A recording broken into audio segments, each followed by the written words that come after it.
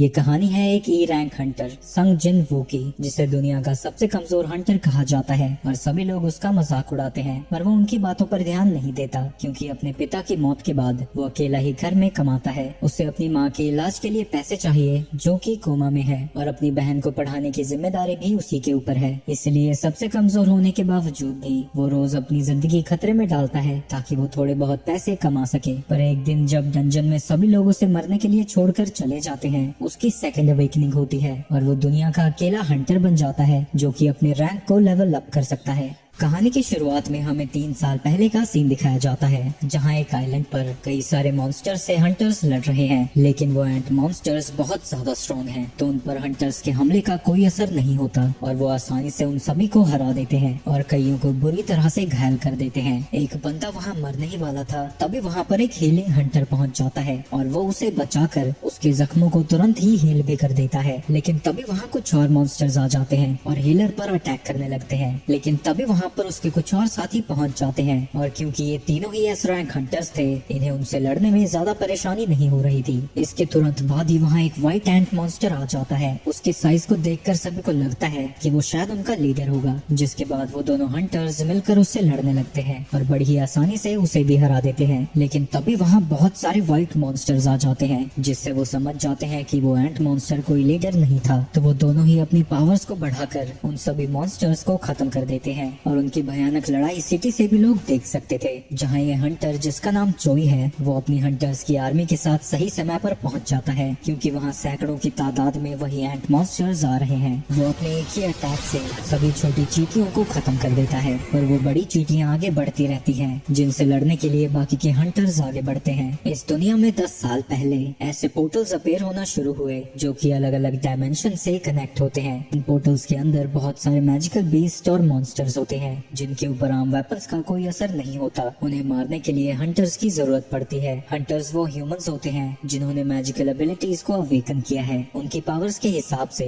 उन्हें कई रैंक दिए गए हैं, जैसे S, A, B, C, D और E, जिसमें S रैंक सबसे स्ट्रॉन्गेस्ट हंटर्स को दिया जाता है और E सबसे वीकेस्ट। एक बार किसी ह्यूमन की पावर्स अवेकन हो जाती है तो वो चाहे कितनी भी ज्यादा ट्रेनिंग कर ले, वो अपनी पावर्स को नहीं बढ़ा सकता। इसके बाद हम प्रेजेंट का सीन देखते हैं, जहाँ काफी सारे हंटर्स एक डंजन रेड के लिए इकट्ठा हो चुके हैं। यहाँ पर संग जिन वो भी पहुंच जाता है। उसे देखकर सभी लोग खुश हो जाते हैं। उसे देखकर सब खुश क्यों हो रहे हैं? वो काफी स्ट्रॉन्ग है क्या? स्ट्रॉन्ग? तुम जानते हो उसका निकनेम क्या है? World weakest Hunter. उसके आने का मतलब ये है कि ये डंजन काफी कमजोर होने वाला है, तो किसी को कोई फिक्र करने की कोई जरूरत नहीं है। चलो ज्यादा नहीं बोलते हैं, कहीं वो सुन ना ले। गधों, मैं तुम्हारी सारी बातें सुन रहा हूँ, इतना चिल्ला चिल्ला के बोल रहे हो तुम लोग। तभी वहाँ पर जू ही पहुँच जाती है, जो उसकी चोट के लिए उसे डांट लगाने लगती है। उसके पूछने पर जिन वो बताता है, मैं असल में एक ई रैंक डंजन में घायल हुआ था। मेरे अलावा बाकी किसी को तो एक खरोंच भी नहीं आई। वहाँ कोई हीलर भी नहीं लेके गया था, क्योंकि उनके पास एक हाई रैंकर था। एक हाई रैंकर होने का मतलब ये तो नहीं कि वो हीलर नहीं लेके जाएंगे। नहीं, कोई बात नहीं, ऐसा इसलिए हुआ था क्योंकि मैं कमजोर हूँ। अब तो मुझे इसकी आदत हो गई है। ये सुन के जूही कुछ नहीं बोल पाती। आगे सभी लोग रेड पर जाने के लिए तैयार हो जाते हैं। जिनके सामने एक हंटर खड़ा होता है, जिसका नाम मिस्टर सॉन्ग है। वो कहता है कि वो इस पार्टी का लीडर बनना चाहता है। किसी को कोई तकलीफ तो नहीं है, पर क्योंकि वो सबसे स्ट्रॉन्ग था, सब उसके लीडर बनने के लिए मान जाते हैं। इसके बाद सभी लोग डंजन के अंदर एक एक करके चले जाते हैं। पर जिन बाहर खड़ा होकर सोच रहा था, ये छोटी सी नाइफ जिसकी मैजिकल एनर्जी भी बहुत कम है, पर मैं अपनी इनकम से ये ही अफोर्ड कर सकता हूँ। चलो, कुछ ना होने से तो कुछ होना बेहतर है। और वो भी पोर्टल के अंदर चला जाता है। कुछ देर बाद वो एक मॉन्स्टर को हरा देता है, जिससे उसे एक माना क्रिस्टल मिलता है। मॉन्स्टर्स को मारने के बाद उनसे माना क्रिस्टल्स और जेम्स गिरते हैं, जिन्हें वो हंटर्स गिल्ड को देकर काफी सारे पैसे कमाते हैं। इन क्रिस्टल्स का यूज करके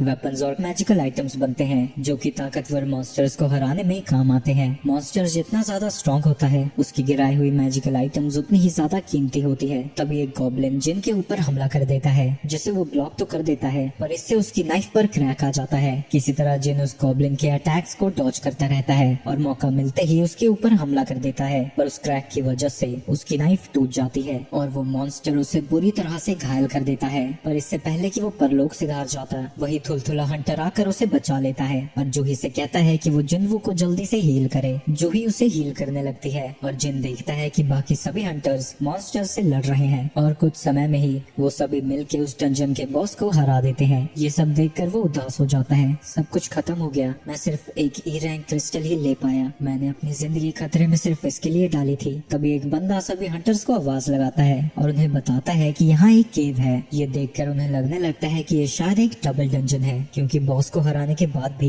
ये डंजन क्लोज नहीं हो रहा। ऐसी सिचुएशन में प्रोटोकॉल है कि हम इसे हंटर एसोसिएशन को रिपोर्ट करें और उनकी इंस्ट्रक्शंस का वेट करें, लेकिन फिर सारी लूट भी उन्हें ही मिल जाएगी। ये तो एक टी रैंक डंजन है, इसमें भला डरने की क्या जरूरत। फिर भी ये काफी खतरनाक हो सकता है, तो हम सब वोट करेंगे। वोट में 6 लोग जाने को तैयार थे और 6 लोग नहीं, पर अभी तक जिन ने वोट नहीं किया था। जिन, अब सब कुछ तुम पर है। क्या मुझे जाना चाहिए? मुझे पता है कि एक टी रैंक डंजन मेरे लिए कितना खतरनाक हो सकता है, पर मुझे पैसों की बहुत ज्यादा जरूरत है। मेरे पिता के मरने के बाद घर में सिर्फ मैं ही कमाने वाला बचा हूँ। मुझे मेरी माँ के इलाज के लिए भी पैसे चाहिए और छोटी बहन की पढ़ाई के लिए भी मुझे जाना ही होगा। हाँ, मैं भी डंजन में जाना चाहता हूँ। इसके बाद हम एक फैसिलिटी को देखते हैं जहाँ ह्यूमंस जिन्होंने अभी अभी अपनी पावर्स अवेकन की है वो अपनी एबिलिटीज को चेक करा रहे हैं और उस फैसिलिटी के बाहर ही कई गिल्ड के लोग उन्हें रिक्रूट करने की कोशिश करते हैं। उनमें से ऐसा ही एक बंदा किसी को फोन लगाता है। एक बी रैंक हंटर और 2 सी रैंक हंटर्स हमारे साथ ज्वाइन करने के लिए मान गए हैं। जिसे उसने फोन लगाया था वो मिस्टर चोई है। जेंडर और एज को दरकिनार करके उन सभी को इंट्रोड्यूस करो जिनमें टैलेंट है। यस सर, और आप तो जानते हैं कि कोई भी हमारी चाइन से ज्यादा टैलेंटेड नहीं होने वाला। इसके बाद हम मोहाली का सीन देखते हैं जहाँ कुछ चोर एक लड़की का पर्स छीन कर भाग रहे थे, लेकिन तभी उनके सामने चा पहुँच जाती है। वो आसानी से उन चोरों से उस लड़की का पर्स छीन लेती है, लेकिन जब वो पर्स वापस कर रही थी सभी लोग उसका चेहरा पहचान जाते हैं और उसे चारों तरफ से घेर लेते हैं। भीड़ को देखकर वो बेचारी नर्वस हो जाती है और छलांग लगाकर वहाँ से भागने लगती है। दूसरी तरफ डंजन में सभी लोग केव के अंदर जा रहे हैं। सॉरी जूही, मेरे वोट की वजह से तुम्हें भी अंदर आना पड़ा। क्या तुम ठीक हो? ठीक? मैं कैसे ठीक हो सकती हूँ? अगर उसका हमला थोड़ा सा भी ऊपर होता तो तुम मारे जा चुके होते। तुम्हें पता भी है मैंने कितनी मुश्किल से तुम्हें हील किया है। उसकी डांट सुन के वो समझ जाता है कि वो उस बी रैंक हीलर की वजह से ही अभी तक जिंदा है और वो फिर से माफी मांगता है। अगर तुम माफी मांगना चाहते हो तो मुझे कभी खाने पर लेके जाना। इधर तो इस नल्ले की भी गर्लफ्रेंड बनने को तैयार है कोई। तभी वो सभी लोग एक बड़े से दरवाजे के सामने पहुंच जाते हैं। इतना बड़ा सा दरवाजा मिलना कोई आम बात नहीं है, लेकिन किम कहता है कि अगर वो यहाँ तक आ गए हैं तो वो खाली हाथ नहीं जाने वाले। वहीं दूसरी तरफ सिटी में जो लोग नए नए हंटर्स बने हैं उन्हें हंटर्स एसोसिएशन के प्रेसिडेंट की वीडियो दिखाई जा रही है। ये पोर्टल्स इस दुनिया में 10 साल से भी पहले आई थी, लेकिन अभी भी कई सारी मिस्ट्रीज हैं जो कि हम नहीं जानते। और अगर आप एक हंटर की तरह सर्वाइव करना चाहते हैं तो आपका हर वक्त सावधान रहना बहुत जरूरी है। चाहे आप कितने भी एक्सपीरियंस्ड क्यों ना हो, आप एक ही तरह से सर्वाइव कर सकते हैं और वो है हर वक्त सतर्क रहकर। लेकिन इन झोपड़पट्टी वालों को देखकर लगता है कि ये मेन चीज ही भूल गए हैं, क्योंकि वो एक ऐसे रूम में जा रहे हैं जो कि मिस्टीरियस है, खतरनाक है और कोई भी उसके बारे में कुछ नहीं जानता। अंदर जाके वो देखते हैं कि वो चारों तरफ स्टैचू से घिरे हुए हैं, जिन्हें देखकर लगता है कि वो कई सेंचुरीज पुरानी हैं और जिन्वू वहाँ के सबसे बड़े स्टैचू के सामने खड़ा था। वहीं जूही को इन सब की वजह से घबराहट होने लगती है। सभी लोग सोच में पड़ जाते हैं कि बॉस है कहाँ। वहीं सॉन्ग जमीन पर देख रहा था जो कि देखने में मैजिक सर्कल जैसा है। तभी उन सभी को एक स्टैचू के पास एक टैबलेट पर कुछ लिखा हुआ दिखता है। उसमें किसी गॉड को वर्शिप करने के लिए कमांडमेंट्स लिखी हुई हैं, जिन्हें की सॉन्ग पढ़ने लगता है। पहला, भगवान की पूजा करो। दूसरा, भगवान की प्रशंसा करो। और तीसरा, भगवान में विश्वास करो। तभी जिन्वू उससे कहती है कि उसने स्टैचू की आंखों को मूव करता हुआ देखा। वो स्टैचू हमें देख रहा था। जो भी इन बातों को ओबे नहीं करेगा वो इस जगह से कभी बाहर नहीं जा पाएगा। वो जैसे ही इतना पढ़ता है, जिस दरवाजे से वो आए थे वो दरवाजा अचानक से बंद हो जाता है। ये देखकर सभी लोग डर जाते हैं और एक हंटर कहने लगता है कि यही वजह थी कि मैं यहाँ आना नहीं चाहता था। ये सारे ट्रेजर तुम ही रखो, मैं जा रहा हूँ यहाँ से। वो दरवाजे को धक्का दे ही रहा था, तभी एक स्टैचू उसके ऊपर हमला कर देता है और हम देखते हैं कि उसका सर उसके धड़ से अलग हो चुका था। ये देखकर वहाँ मौजूद सभी हंटर्स की फट जाती है और वो सब लोग डर के मारे चिल्लाने लगते हैं। उस हंटर का रैंक क्या था? उस स्टैचू ने इतनी जल्दी कैसे उसे हरा दिया? वो मुझसे तो बहुत ज्यादा ताकतवर होगा, लेकिन वो भी पलक झपकते ही मारा गया। ये क्या हो रहा है? ये तो एक डी रैंक डंजन था ना, इसमें तो ऐसा होना ही नहीं चाहिए। तभी उसे जूही की बात याद आती है और वो पीछे बड़े वाले स्टैचू को देखता है। तभी उस स्टैचू की आंखें जिन्वू को देखने लगती है, जिससे जिन्वू और भी ज्यादा डर जाता है। मैं पहले भी जिंदगी और मौत की सिचुएशन से गुजर चुका हूँ। मैं अपने पहले ही मिशन मेरे टीम से अलग हो गया था, जिसकी वजह से एक ही रैंक मॉन्स्टर ने इतनी बुरी तरह से घायल किया कि मुझे 4 हफ्तों तक हॉस्पिटल में रहना पड़ा। और एक बार जब मैं मेज में फंस गया था, मैं तो लगभग भूख से मर ही गया था। एक लो रैंक डंजन में भी जाना मेरे लिए जिंदगी और मौत का सवाल है। हंटर्स जो मॉन्स्टर्स के जेम से पैसे कमाते हैं, वो बेहतर गियर्स और वेपन्स में खर्च करते हैं ताकि वो और भी ज्यादा ताकतवर मॉन्स्टर्स को हरा सके। लेकिन मेरे पास तो बस ये सस्ती सी नाइफ है। अगर इस नाइफ को कुछ हो गया तो मुझे मॉन्स्टर से हाथों से ही लड़ना होगा। अगर मुझे सर्वाइव करना है तो मुझे हर वक्त चौकन्ना रहना पड़ता है। मुझे हर तरह के लूप होल को देखते रहना होता है ताकि मैं कुछ पैसे कमा सकूं। शायद इसीलिए मुझे खतरे के बारे में सबसे पहले पता चला। जिन वो चिल्लाकर सभी को नीचे झुकने को कहता है, तभी उस स्टैचू की आंख से आग बाहर आती है, जिससे एक हंटर जल के राख में बदल जाता है और उसकी लेजर की वजह से जमीन भी पिघल जाती है। किसी तरह जिन जूही को बचाने में कामयाब होता है। ये सब कैसे हुआ? हम यहाँ फंस चुके हैं। क्या यहाँ से बाहर जाने का कोई रास्ता नहीं है? क्या मैं यही मरने वाला हूँ? कोई भी अपनी जगह से मत हिलना, नहीं तो ये स्टैचू फिर से हमला करेगा। जूही अभी भी काफी ज्यादा डरी हुई थी। जिन, अगर तुमने स्टैचू के मूवमेंट को नोटिस ना किया होता तो हम सब मारे गए होते। तभी जिन देखता है कि सॉन्ग का एक हाथ कट चुका था, तो वो उसके हाथों में पट्टी बांध देता है। मैं जूही को खुद को हील करने को कहता,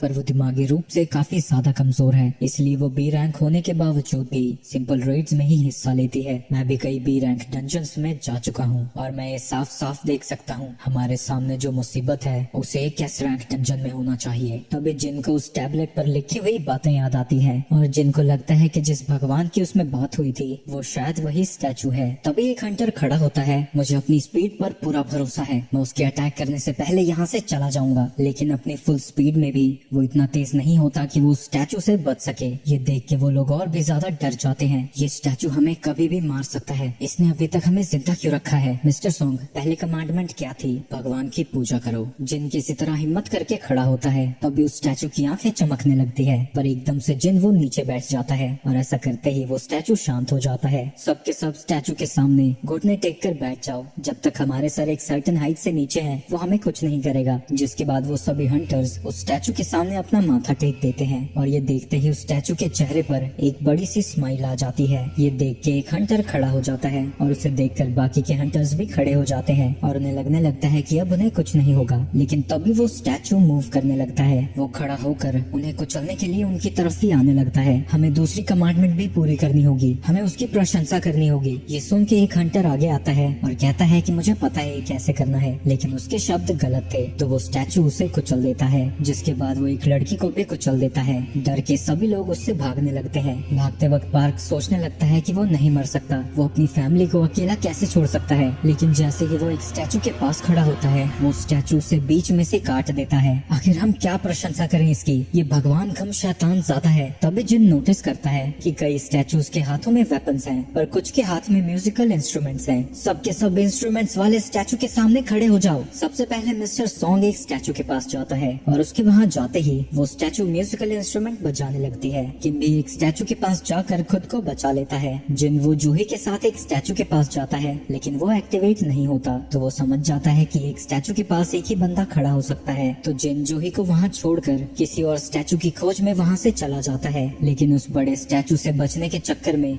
वो एक हथियार वाले स्टैचू के पास खड़ा हो जाता है, जो कि उसके ऊपर हमला करके उसके पैर को काट देता है। लेकिन फिर भी वो रेंगता हुआ दूसरे स्टैचू की तरफ बढ़ने लगता है। वक्त रहते वो उसके पास पहुंच जाता है और वो स्टैचू गाना गाने लगता है। म्यूजिक को सुनकर वो स्टैचू वापस से अपने थ्रोन पर बैठ जाता है। जूही जिन के पास आती है और देखती है कि उसका एक पैर कट चुका है। वो उसे हील करने की कोशिश करती है, लेकिन इससे खुद ही घायल होने लगती है। वहीं दूसरी तरफ सारे हंटर्स मिस्टर सॉन्ग को ब्लेम करने लगते हैं, क्योंकि लीडर होने के नाते ये सारी उन्हीं की गलती है। सॉन्ग भी कहते हैं कि मैं लीडर था तो सारी रिस्पॉन्सिबिलिटी मेरी ही है। तभी वो स्टैचू अपना हाथ उठाता है और डंजन के बीचों बीच एक ऑल्टर अपेयर होता है। जिन कहता है कि वो एक ऑल्टर है, वहाँ शायद भगवान के लिए बलि चढ़ाई जाती है। और तीसरी कमांडमेंट थी बिलीव इन गॉड। मैं समझ गया, यहाँ हमें एक लिविंग सैक्रिफाइस की जरूरत है। और तलवार सीधा मिस्टर सॉन्ग की गर्दन पर लगा देता है। तुम्हें अब तुम्हारी गलतियों की सजा तो भुगतनी ही होगी। केले ही उस ऑल्टर की तरफ जाने लगते हैं। जैसे ही मिस्टर सॉन्ग वहाँ पहुँचते हैं, वहाँ एक आग जल जाती है। तो वो जिन से पूछते हैं कि अब उन्हें क्या करना है। जिन को भी समझ नहीं आता कि वहाँ चल क्या रहा है। तो वो कुछ हंटर से कहता है कि वो उसे ऑल्टर के पास ले चले। वो जैसे ही ऑल्टर के पास पहुँचते हैं, वहाँ तीनों और फायर जलने लगते हैं।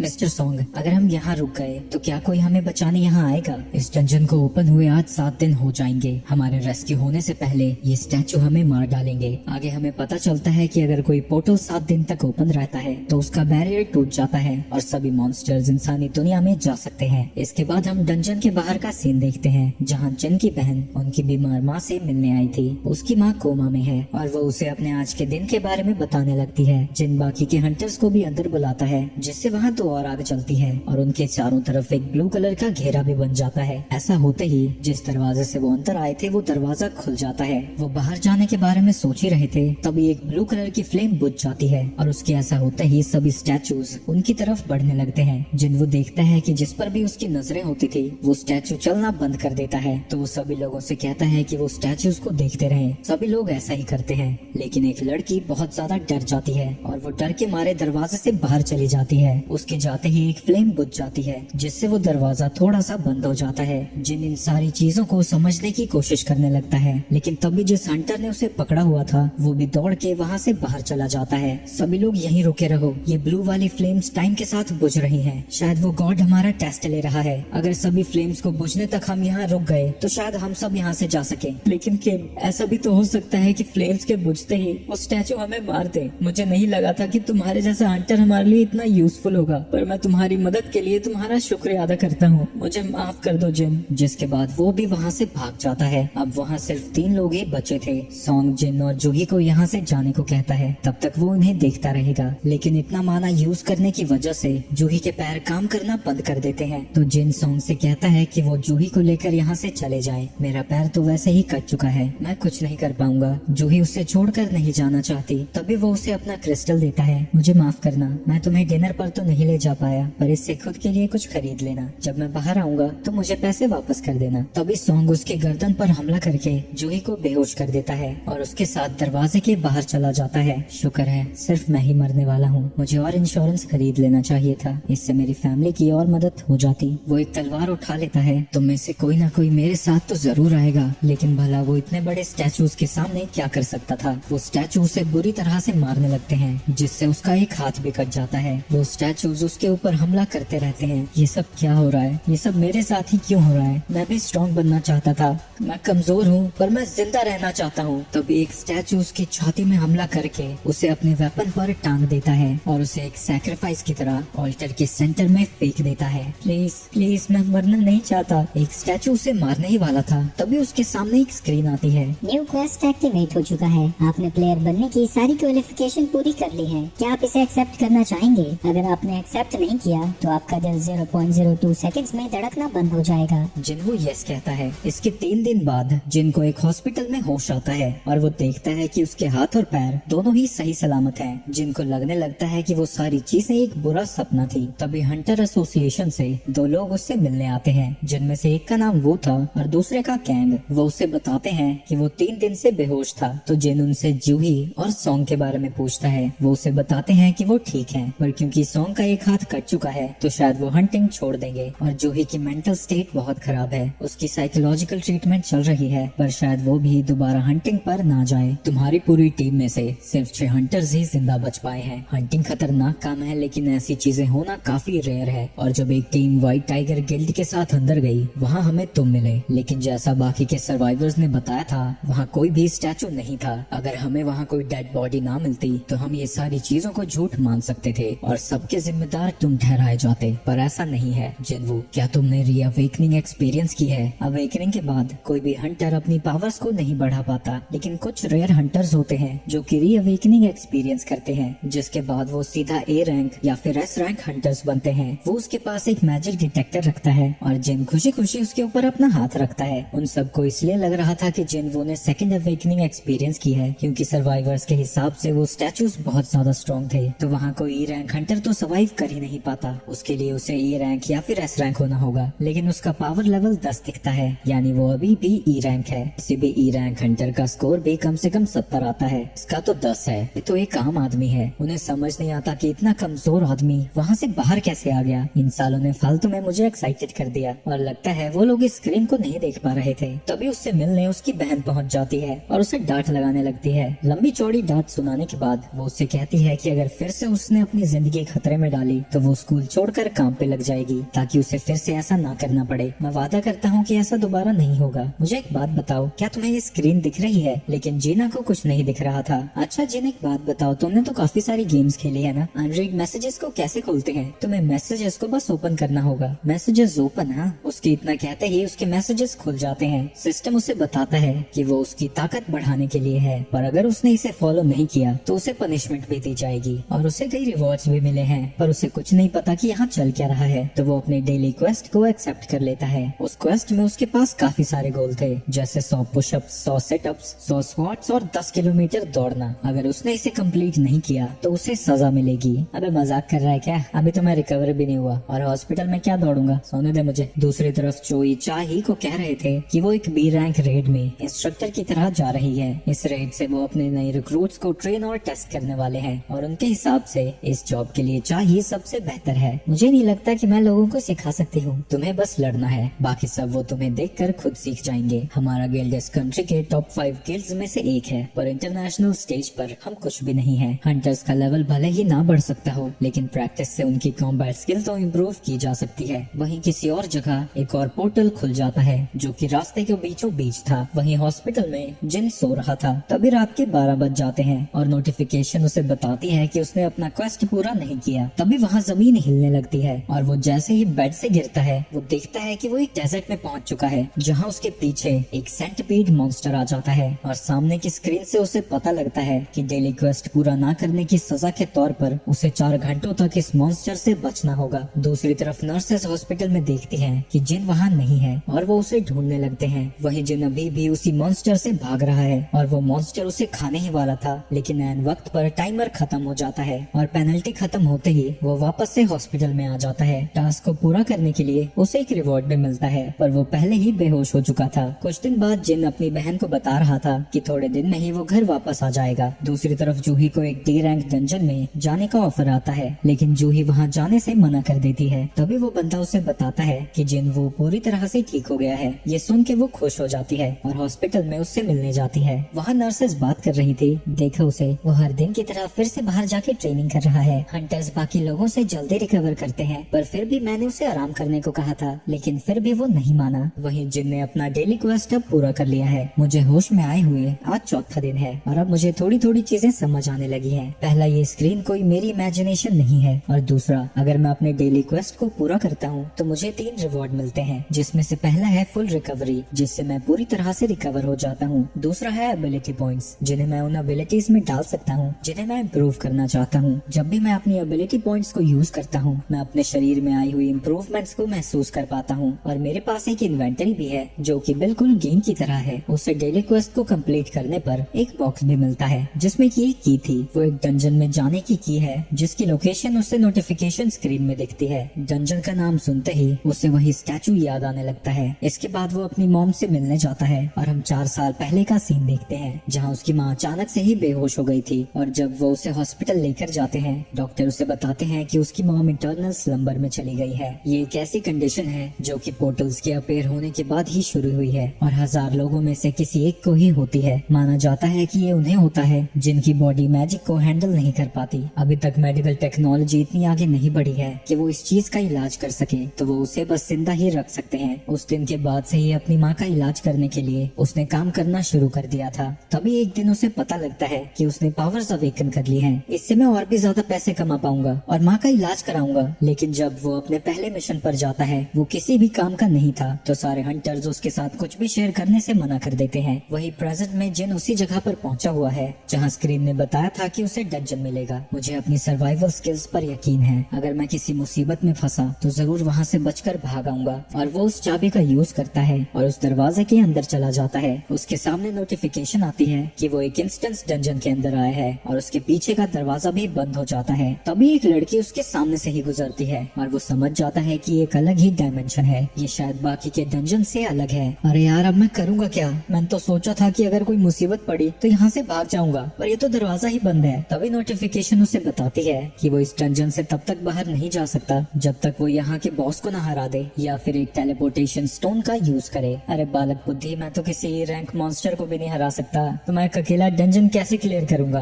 पर मेरे पास अब कोई चॉइस नहीं है। जिसके बाद वो डंजन के अंदर चला जाता है, जहाँ उसके सामने 3 गॉब्लिन मॉन्स्टर्स आ जाते हैं। वो जिन के ऊपर हमला कर देते हैं। जिन बस उनके अटैक्स को डॉज ही कर पा रहा था और उसे उनके ऊपर ऊपर अटैक करने का मौका नहीं मिलता और आखिरकार वो सभी मॉन्स्टर्स उसके ऊपर भारी पड़ जाते हैं। पर गुस्से में जिन फिर से खड़ा होता है और अपने चाकू से एक मॉन्स्टर को खत्म कर देता है। इसकी वजह से उसका कॉन्फिडेंस बढ़ जाता है और वो बाकी के गॉब्लिन्स को भी बड़ी आसानी से मार गिराता है। लगता है मैं सच में ताकतवर हो रहा हूँ। लेकिन उसी वक्त वहाँ एक मॉन्स्टर पहुँच जाता है जो कि उसके वेपन को ऐसे तोड़ देता है जैसे वो कांच का बना हो। जिन वो समझ जाता है कि बाकी के गॉब्लिन से ये मॉन्स्टर कहीं ज्यादा ताकतवर है और डर के मारे उसके पैर कांपने लगते हैं। लगता है मेरे दिल से अभी तक उस डंजन का डर नहीं गया है। तभी वो लाइकन उसके ऊपर हमला कर देता है जिससे उसके चेहरे पर खरोंच आ जाती है। मेरे पास कोई हीलर नहीं है, अगर मुझे चोट आई तो यही सब कुछ खत्म हो जाएगा। जिन उस मॉन्स्टर के अटैक्स को डॉज करता रहता है और उसे यकीन नहीं होता कि वो कितना लाइट महसूस कर रहा है। वो फिर से उसके ऊपर हमला करने आता है लेकिन जिन अब डर डर के परेशान हो चुका था और अब फाइनली वो उससे लड़ने लगता है। उसके मुक्के से वो लाइकन उड़ता हुआ दूर जाता है। क्या मेरी ताकत इतनी बढ़ गई है? लेकिन मुझे नहीं लगता कि इसका कोई फायदा है क्योंकि उसके मुकाबले अभी भी मैं बहुत कमजोर हूँ। जिसके बाद वो लगातार उसे मुक्के मारता रहता है लेकिन इन हमलों का उस पर कोई असर नहीं होता तो उसे फिर से उस मॉन्स्टर के अटैक्स को डॉज करना पड़ता है। आखिर मैं अब करूँ क्या? ना मेरे पास कोई पार्टी है ना ही कोई हीलर। अगर ऐसा ही चलता रहा तो मैं मारा जाऊंगा। काश मेरे पास कोई मैजिकल वेपन होता। तभी उसे याद आता है कि उसके पास एक इन्वेंटरी भी है जिसके अंदर से वो एक बड़ी सी तलवार निकालता है जिसका यूज करके वो मॉन्स्टर को बीच में से काट देता है। एक सेकंड, ये तलवार मेरी इन्वेंटरी में क्या कर रही है? किम ने तो कहा था कि उसने इसे 3 मिलियन में खरीदा है। अभी उसके जख्म हील होने लगते हैं और उसी वक्त वहाँ 2 और लाइकन पहुँच जाते हैं। लेकिन अब जिन को डर नहीं लग रहा था क्योंकि अब उसके पास एक वेपन है पर वो तलवार जमीन में फंस चुकी है। वो मॉन्स्टर्स उसकी तरफ बढ़ते रहते हैं और अब जिन की फटने लगी है पर ऐन वक्त पर वो तलवार को बाहर निकाल लेता है। पर जब वो उन वुल्फ्स पर हमला करता है, एक वुल्फ उसके हमले से बच जाता है और दूसरा तो उसकी तलवार को ही पकड़ लेता है। तो जिन उस वुल्फ को लात मारता है और तलवार से उसके मुंह को ही काट देता है। जिसके बाद वहाँ सिर्फ एक ही मॉन्स्टर बचा था। ये मॉन्स्टर्स वहाँ के मुकाबले तो कुछ भी नहीं है। वहीं वो मॉन्स्टर डर के वहाँ से भाग जाता है और अब फाइनली उसे थोड़ा आराम करने का मौका मिल जाता है और वो देखता है कि वो लेवल 2 तक पहुँच गया है। डेली क्वेस्ट कंप्लीट करके तो कभी मेरा लेवल नहीं बढ़ा। लगता है ये असली लड़ाई है इसलिए बढ़ गया। मेरे जख्म भी हील हो गए हैं और लगता है जब मैं लेवल अप करता हूँ मेरा हर स्टैट 1 पॉइंट से बढ़ जाता है। इसके बाद वो लाइकन के पास जाता है जिससे उसे एक फैन मिलता है। अगर ये गेम है तो क्या ये वाला डंजन और यहाँ के मॉन्स्टर्स गेट वाले डंजन से अलग है? तभी उसके सामने एक शॉप की स्क्रीन आ जाती है लेकिन उसका लेवल बहुत कम है इसलिए वो कुछ नहीं खरीद सकता। लेकिन वो चीजों को बेच जरूर सकता है और उसे बेचने पर 20 गोल्ड मिलते हैं।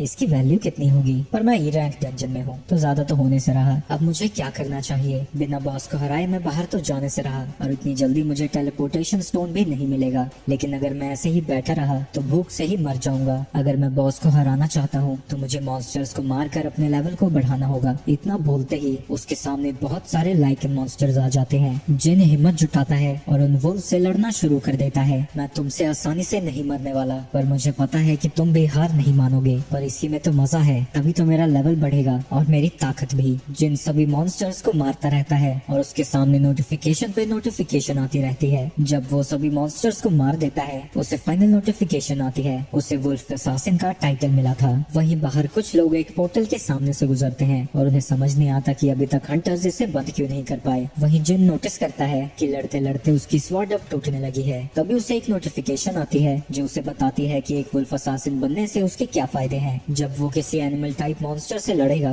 उसकी सारी एबिलिटीज 40% से बढ़ जाएंगी। और जब वो अपनी इन्वेंटरी चेक करता है उसे कई सारे फैंस और क्लोक भी दिखता है। पर सबसे अच्छी बात यह है कि अब उसे टेलीपोर्टेशन स्टोन मिल चुका है। क्या मुझे इसे यूज करना चाहिए? पर अगर मैं बाहर चला गया तो शायद मुझे दोबारा इतनी आसानी से स्ट्रॉन्ग बनने का मौका ना मिले। पता नहीं बाहर जाने के बाद इस डंजन का क्या होगा। आखिर में जिन डिसाइड करता है कि वो आगे बढ़ता रहेगा। दूसरी तरफ जूही को हंटर एसोसिएशन से एक कॉल आती है। उसे पास में ही एक डंजन ब्रेक के बारे में बताया जाता है और मदद के लिए वहाँ बुलाते हैं। जूही को गिल्टी फील होता है क्योंकि उसने पहले उन्हें मना कर दिया था और वो सोचती है कि जिन वो जब इतनी मेहनत कर रहा है तो उसे भी कुछ तो करना ही होगा और वो मदद के लिए हाँ कर देती है। दूसरी तरफ जिन डंजन के मॉन्स्टर्स को मारता जा रहा था। जब भी मेरा लेवल अप होता है मेरे लिए मॉन्स्टर से लड़ना आसान हो जाता है और साथ ही उनके नाम का कलर भी चेंज हो जाता है। व्हाइट कलर का मतलब है कि वो मुझसे कमजोर है। अगर वो ऑरेंज कलर का है यानी वो मेरे जितना ही ताकतवर है। लेकिन अगर उनका कलर रेड है तो वो मुझसे कहीं ज्यादा ताकतवर है। पहले इन वुल्फ्स का कलर भी रेड था लेकिन अब वो व्हाइट हो चुका है यानी मैं पहले से काफी ताकतवर हूँ। पर मेरी इम्प्रूव्ड परसेप्शन से मुझे पता लग रहा है कि नीचे वाला मॉन्स्टर बहुत भयानक होने वाला है। उसकी तलवार लगभग टूट गई है और अब उसका लेवल भी यहाँ नहीं बढ़ रहा। पर उसके यहाँ आने का गोल ही स्ट्रॉन्ग बनना है, तो वो स्टेयर्स से नीचे उतर जाता है। जैसे ही वो नीचे पहुंचता है, बिजली की तेजी से कोई उसके ऊपर हमला कर देता है। उसे रिएक्ट करने का भी मौका नहीं मिलता।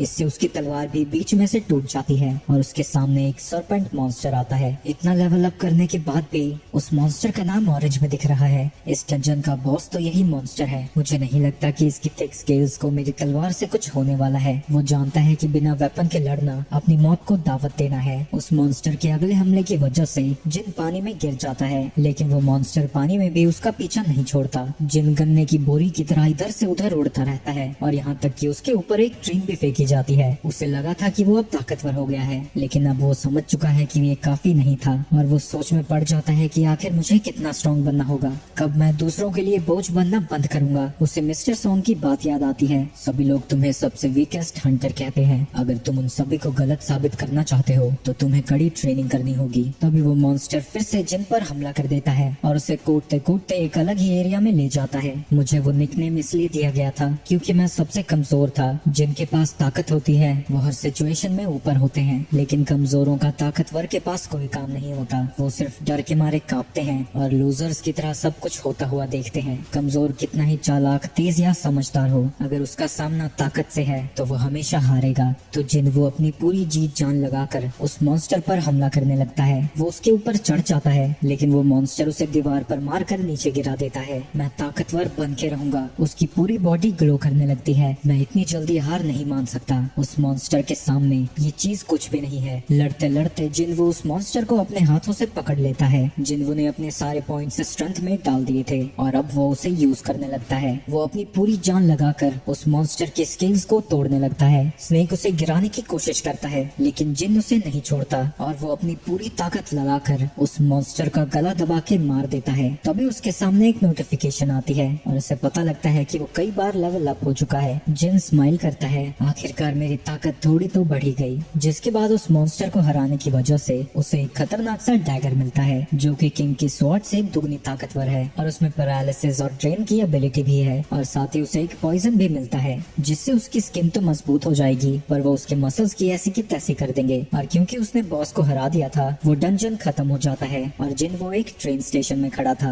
वो अपनी टूटी हुई स्वॉर्ड के साथ बाहर आता है, लेकिन वहाँ आसपास एक भी इंसान नहीं दिख रहा था। वहाँ खड़ा सोल्जर जल्दी ही उसे छुपने को कहता है, पर उस तलवार को देखकर वो समझ जाता है कि वो एक हंटर है, तो वो उसे अपने साथ चलने को कहता है। रास्ते में इधर उधर देखकर उसे पता लग जाता है कि कोई डंजन ब्रेक हुआ है। सोल्जर बताता है कि बाहर आए हुए सारे मॉन्स्टर्स मारे जा चुके हैं, लेकिन अभी भी एक जायंट मॉन्स्टर जिंदा है। जिनवो की परसेप्शन एबिलिटी काफी ज्यादा बढ़ गई है और उसे पता लग जाता है कि बॉस है कहाँ। हम देखते हैं कि वो मॉन्स्टर बहुत ही ज्यादा बड़ा है। हंटर्स को उससे लड़ने में बहुत ज्यादा मुश्किल हो रही है और उनका लीडर उनसे कहता है कि वो टैंक को हील करने में फोकस करें। वही टैंक को समझ नहीं आता कि फाइटर्स कर क्या रहे हैं, क्योंकि इतनी देर से लड़ने पर भी वो मॉन्स्टर जरा भी डैमेज नहीं हुआ था। जिनवो जब ये सारी चीजें देखता है, वो समझ जाता है कि ये सारे हंटर्स जल्दी जल्दी में इकट्ठा किए गए हैं, क्योंकि इनमें टीम वर्क नाम की कोई भी चीज नहीं है। उसे अपनी परसेप्शन स्किल से पता लग जाता है कि यहाँ 8 ई रैंक हंटर्स है और एक डी रैंक हंटर है, और वो डी रैंक हंटर टैंक है। एक लड़की जूही को हील करने को कहती है, लेकिन वो ढंग से फोकस नहीं कर पाती,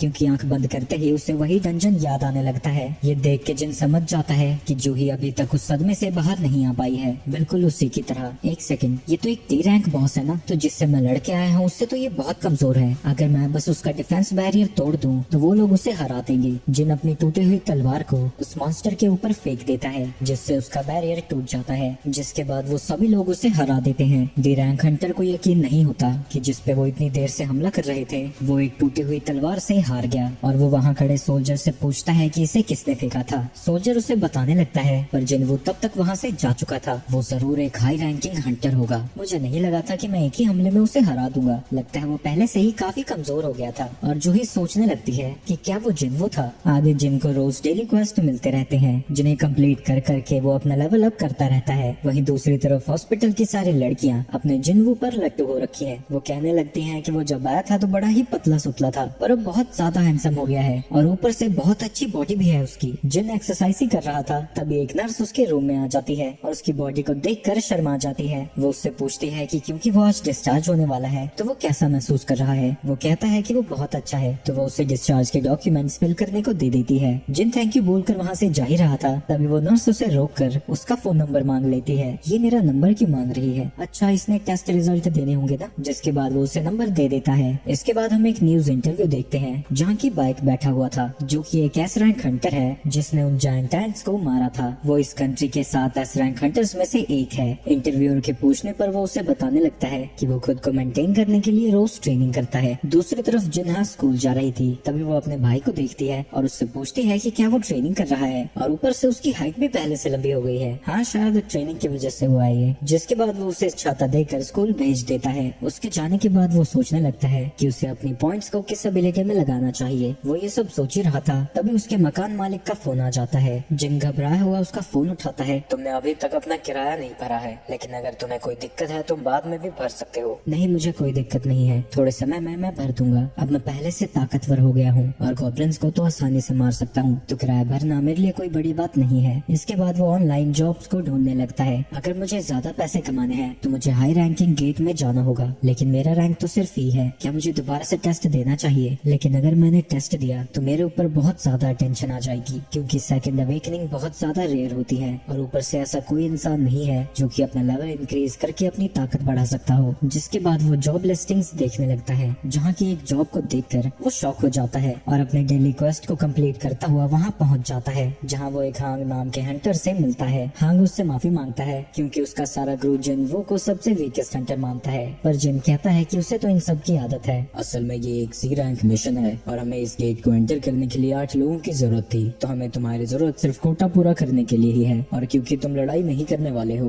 तुम्हें लूट का कुछ भी हिस्सा नहीं मिलेगा, पर पार्टिसिपेशन के लिए तुम्हें 2 मिलियन वॉन्स मिलेंगे। जिन उसकी टीम को देखता है और उसे पता लगता है कि वहाँ 4 सी रैंकर्स हैं और 2 डी रैंकर। जिन इस मिशन के लिए मान जाता है और हांग उसे बताता है कि उसका काम सिर्फ सप्लाईज को कैरी करना होगा और उनके साथ कोई हीलर नहीं जा रहा है, क्योंकि इंडिपेंडेंट मिशंस पर जाते हुए कोई भी हीलर तैयार नहीं होता है। ये सुन के जिन को थोड़ा डाउट होने लगता है। इसके बाद वो उसे एक कॉन्ट्रैक्ट भी साइन करने को देता है, जिसपे ये लिखा है कि अगर डंजन में उसे कुछ हो जाता है तो हंटर्स की जिम्मेदारी नहीं है। इसके बाद हम एक और हंटर को देखते हैं जो कि डी रैंक है, पर उसके आर्मर्स और वेपन्स बहुत ही ज्यादा महंगे हैं। उन्हें देखकर जिन समझ जाता है ये कोई अमीर बाप की औलाद है और वो अपना नाम जिन हो बताता है। ये तुम्हारा फर्स्ट सी रैंक डंजन है ना, फिक्र मत करो, मैं तुम्हें बचा लूंगा। जिसके बाद वो सभी लोग डंजन की तरफ जाने लगते हैं। रास्ते में हो की बातें बंद ही नहीं होती और उसकी सारी चह चह जिन को सुननी पड़ती है। जब वो डंजन के गेट के पास पहुंच जाते हैं, वो उस गेट के साइज को देखकर हैरान हो जाते हैं, पर हांग उन्हें बताता है कि इन्वेस्टिगेटर्स ने इसे 2 बार चेक किया है, ये सी रैंक डंजन ही है। जिन भी हो को बताता है कि गेट के साइज से कोई फर्क नहीं पड़ता, इन्वेस्टिगेटर्स उसके अंदर के मैजिक को चेक करते हैं और इससे ही इसका लेवल डिसाइड होता है। इसके बाद वो सभी डंजन के अंदर पहुंच जाते हैं, जहां हांग का एक साथी अपने मैजिक से उजाला कर देता है, पर उन्हें अभी तक एक भी मॉन्स्टर नहीं दिखता। जिसके बाद आगे जाने पर उन्हें 2 रास्ते दिखते हैं। तब जिन को मॉन्स्टर्स की आवाज सुनाई देती है और वो सभी को बता देता है कि उनकी तरफ इंसेक्ट टाइप के मॉन्स्टर्स आ रहे हैं। ये सुन के सभी लोग लड़ने के लिए तैयार हो जाते हैं और वो देखते हैं कि उनके चारों तरफ दीवारों में कई जगह होल्स हैं। उन्हें समझ नहीं आता कि आखिर उन पर हमला कहाँ से होने वाला है। तभी जिन उन सभी को बताता है कि वो मॉन्स्टर्स ऊपर हैं। सबसे पहले वान अपने मैजिक से उन मॉन्स्टर्स के ऊपर हमला कर देता है। हांग अपने टॉन्टिंग स्किल का यूज करके सभी मॉन्स्टर्स को अपनी तरफ बुलाने लगता है और उसके साथ ही उन्हें मारने लगते हैं। जिन वो भी उनके टीम वर्क को देखकर काफी ज्यादा इम्प्रेस हो जाता है और वो समझ जाता है कि ये सभी लोग काफी समय से एक दूसरे के साथ काम कर रहे हैं। रही बात हो की तो ये अभी तक जिंदा सिर्फ अपने इक्विपमेंट्स की वजह से ही है। सारी चीजें बड़ी ही स्मूथली जा रही है, पर पता नहीं मुझे क्यों कुछ गड़बड़ लग रही है। तभी एक मॉन्स्टर उसके ऊपर हमला करने आता है, पर वो अपनी एक लात से ही उसे मार गिराता है। उन सभी मॉन्स्टर्स को मारने के बाद वो लोग उनके मैजिक जेम्स को इकट्ठा करना शुरू कर देते हैं। थैंक्स जिनवू, अगर तुमने हमें ना बताया होता तो हमें पता ही नहीं चलता कि मॉन्स्टर्स हम पर हमला कहाँ से करने वाले हैं। पर जिन कहता है कि उसने बस तुक्का मारा था। तभी वान हांग को बुलाता है और उसे दिखाता है कि एंट्स की बॉडी पर काटने के निशान है। इसका मतलब तो एक ही हो सकता है, यहाँ कोई इनसे भी ताकतवर मॉन्स्टर है। जिन को कुछ गड़बड़ लगने लगती है। हो, तुम्हारे इक्विपमेंट्स काफी महंगे हैं ना, अपना थोड़ा ध्यान रखना। किसी और जगह पर हम एक बंदे को देखते हैं जो कि जमीन के हिलने की वजह से घबरा जाता है, पर दूसरा बंदा उसे शांत रहने को कहता है क्योंकि ये बस उनका गिल्ड मास्टर ट्रेनिंग कर रहा है। और हम देखते हैं कि वो बाइक है जिसने एक बड़े से पत्थर को अपने हल्के से पंच से ही पूरी तरह से तोड़ दिया है। ये तो मेरे वार्म अप के लायक भी नहीं था, साफ कराओ इसे। दूसरी तरफ जिन का ग्रुप डंजन की ओर अंदर जा रहा था और कुछ दूर जाने पर उन्हें काफी सारे मकड़ी के जाले दिखते हैं और जैसे ही वो इस एरिया को पार करते हैं उन्हें सामने बहुत सारे माना क्रिस्टल्स दिखते हैं। सभी लोग बात करने लगते हैं कि वो इसे कैसे बांटने वाले हैं और हांग सोचता है कि वो इन पैसों का यूज करके अपनी अलग एक स्ट्राइक टीम बनाएगा और अपने भाई को दिखा देगा कि वो भी उससे कम नहीं है। दूसरी तरफ वो जिन से उसका कॉन्ट्रैक्ट मांगता है और हांग के पास जाकर उससे कहता है कॉन्ट्रैक्ट के हिसाब से जिन को सिर्फ मॉन्स्टर से गिरी हुई लूट नहीं मिलेगी पर माना क्रिस्टल्स बेटर लूट नहीं है, यानी इन सभी माना क्रिस्टल्स का 8 हिस्सों में बंटवारा होगा। हांग स्माइल करता है और इस बात के लिए मान जाता है। मैं तुम्हें याद दिला दूं, अभी हमें इस बॉस मॉन्स्टर से भी लड़ना है, पर हमें इसे मारने से पहले सभी माना क्रिस्टल्स को बाहर निकालना होगा, क्योंकि अगर हमने इसे मार दिया तो दरवाजा क्लोज हो जाएगा। पर अच्छी बात यह है कि वो अभी सो रहा है। तभी वो अपने एक साथी को डांट लगाने लगता है क्योंकि वो ट्रांसपोर्ट गियर लाना भूल गया। तुम दोनों यहीं पर रहो, तब तक हम ट्रांसपोर्ट गियर को लेकर आते हैं। और फिक्र मत करो, जब तक कि कोई उसे गुस्सा नहीं दिला देता उस स्पाइडर की नींद नहीं खुलेगी। उनके जाने के बाद जन सोचने लगता है कि अगर वो इतने पुराने हंटर्स हैं तो उन्होंने किसी एक्सपीरियंस हंटर को कॉल क्यों नहीं किया। दूसरी तरफ हम हांग को देखते हैं। वान, जाओ और गुफा का गेट क्लोज कर दो। वान अपने एक हमले से गुफा के दरवाजे को बंद कर देता है। मुझे इसी बात का शक था। मिस्टर सॉन्ग ने पहले ही उसे वार्न किया था कि हंटर्स में कुछ घटिया लोग भी होते हैं, डंजन में एक्सीडेंट्स होते ही रहते हैं, तो अगर डंजन में कोई क्राइम कमिट करता है तो किसी को भी पता नहीं लगता। वहाँ कोई सीसीटीवी कैमरे नहीं होते, तो जब तक कि कोई सर्वाइवर नहीं है किसी को भी कोई सबूत नहीं मिलेगा। वही हो पछताने लगता है और उसे लगता है कि अगर उसने कॉन्ट्रैक्ट की बात नहीं लाई होती तो शायद वो ऐसा नहीं करते। तुम गलत सोच रहे हो, वो हर वक्त हमें मारने को तैयार थे। तभी वो देखते हैं कि उस डंजन का बॉस जाग चुका है। जिनवू, मेरे साथ रहना, मैं तुम्हें बचाऊंगा। लगता है शुरू से ही उनका प्लान यही था, लेकिन उस दिन के मुकाबले ये कुछ भी नहीं है। हो, तुम पीछे हो जाओ, मैं इसे संभालता हूँ। दूसरी तरफ हांग अपनी टीम के साथ डंजन से बाहर आ जाता है। उसका एक टीममेट उससे पूछता है कि उन्होंने सीधा उन्हें मार क्यों नहीं दिया, फालतू में ये सब नाटक करने की जरूरत ही क्या थी। तुम पागल हो गए हो क्या? अगर हमने उन्हें वहाँ मार दिया होता तो वो स्पाइडर जाग जाता, उसके बाद वो माना क्रिस्टल कौन तेरा बाप लेके आता बाहर। एक बार वो मॉन्स्टर उन्हें खाकर सो जाए, उसके बाद हम सभी माना क्रिस्टल्स को बाहर ले आएंगे। अगर वो उन्हें मार कर नहीं सोया तो हमें ही उस मॉन्स्टर को हराना होगा, जो कि काफी मुश्किल होने वाला है। तो हम माना क्रिस्टल को नहीं ले पाएंगे, पर कोई बात नहीं, हम उस अमीर ज़ादे के इक्विपमेंट्स को लेकर बेच देंगे, हमें उनके बहुत पैसे मिलेंगे। वही डंजन के अंदर हो जिनसे कह रहा था तुम पागल हो गए हो, वो एक सी रैंक का बॉस है, उसे सी रैंक या उसके ऊपर का हंटर ही हरा सकता है। तुम तो ई रैंक हंटर हो सही कह रहा है। भले ही मैं रिवेकन हुआ हूँ और मेरे लेवल काफी बढ़ गए हैं, लेकिन फिर भी मैं काफी कमजोर हूँ। वो गोलम और वो स्नेक दोनों ही लेवल डी बॉस थे, उनके मुकाबले ये स्पाइडर कहीं ज्यादा ताकतवर है। लेकिन पता नहीं क्यों मुझे डर नहीं लग रहा। शायद मैं इतना ताकतवर हो गया हूँ कि सी रैंक मॉन्स्टर से मुझे डर ना लगे। शायद मैं इसे हरा सकता हूँ। असली हंटिंग अब शुरू होती है। दूसरी तरफ हंटर एसोसिएशन का प्रेसिडेंट, जिसका नाम गोटू है, वो बोरिंग मीटिंग में जा जाकर परेशान हो चुका है। वहीं दूसरी तरफ डंजन में उससे लड़ते हुए जिनको पता लगता है कि उस स्पाइडर की स्किन बहुत ज्यादा टफ है और उसके अटैक्स इतने ज्यादा खतरनाक है कि अगर एक बार भी वो उसे लग गए तो उसकी जान तो जानी पक्की है। वहीं हो इन सभी चीजों को देख रहा था। ये नामुमकिन है, एक ई रैंक हंटर ऐसे मूव नहीं कर सकता। ये आखिर है कौन? कहीं ये कोई फेक रैंकर तो नहीं? कुछ हंटर्स अपनी मैजिक पावर को कंट्रोल कर सकते हैं और जानबूझकर लोअर रैंक लाते हैं। ये सनकी लोग होते हैं जो कि कमजोरों को मारकर मजे लेते हैं। ये कहीं उनमें से एक तो नहीं? वहीं लड़ते लड़ते जिन थकने लगता है और अभी तक उसने उस मॉन्स्टर के ऊपर एक हल्का सा स्क्रैच भी नहीं डाला था। उसे जल्दी ही इस मैच को खत्म करना होगा। वो अपने डैगर की स्पेशल एबिलिटीज को यूज करना चाहता है, जिसके लिए उसे स्पाइडर के वीक पॉइंट्स पर हमला करना होगा। लेकिन जब वो उसके ऊपर हमला करने जाता है, वो स्पाइडर उसके ऊपर एसिड से हमला कर देता है। मुझे अपनी स्पीड को और ज्यादा बढ़ाना होगा। लगता है डैश स्किल को यूज करने का समय आ चुका है। वो स्किल का यूज करके बड़ी जल्दी उस स्पाइडर के पास पहुंच जाता है, लेकिन उस स्पाइडर का सर भी बहुत ज्यादा मजबूत था, तो डैगर की कोई भी स्किल उसके ऊपर असर नहीं करती। लेकिन जिन वो हार नहीं मानता और वो लगातार उसके ऊपर हमला करता रहता है। लेकिन धीरे धीरे उसकी थकावट बढ़ती रहती है और अंत में वो इतनी ज्यादा बढ़ जाती है कि उस स्पाइडर को उसके ऊपर हमला करने का मौका मिल जाता है। वो स्पाइडर उसकी चटनी बनाने ही वाला था, तभी उसे याद आता है कि उसने अपना डेली क्वेस्ट का रिवॉर्ड एक्सेप्ट नहीं किया था और वो है फुल रिकवरी। स्पाइडर उसके ऊपर हमला कर देता है। हो को लगता है कि जिन तो गया, लेकिन जिन अपनी स्पीड का यूज करके स्पाइडर के ऊपर फिर से हमला कर देता है और इस बार उसका निशाना उसकी आंख थी और इस बार डैगर के इफेक्ट्स उसके ऊपर काम करने लगते हैं। तो जिन लगातार उसके ऊपर हमला करता रहता है ताकि इफेक्ट्स बढ़ते रहे और धीरे धीरे जिन उस स्पाइडर को हराने में कामयाब होता है, जिसके बाद उसे एक नोटिफिकेशन आती है कि उसने डंजन के मास्टर को हरा दिया है। लेकिन जिन जानता है कि ये सब कुछ उसका लक था। अगर उसने फुल रिकवरी को पहले एक्सेप्ट कर लिया होता तो आज वो मर चुका होता। वहीं हो हैरान हो जाता है क्योंकि जिन ने एक डंजन बॉस को अकेले ही हरा दिया था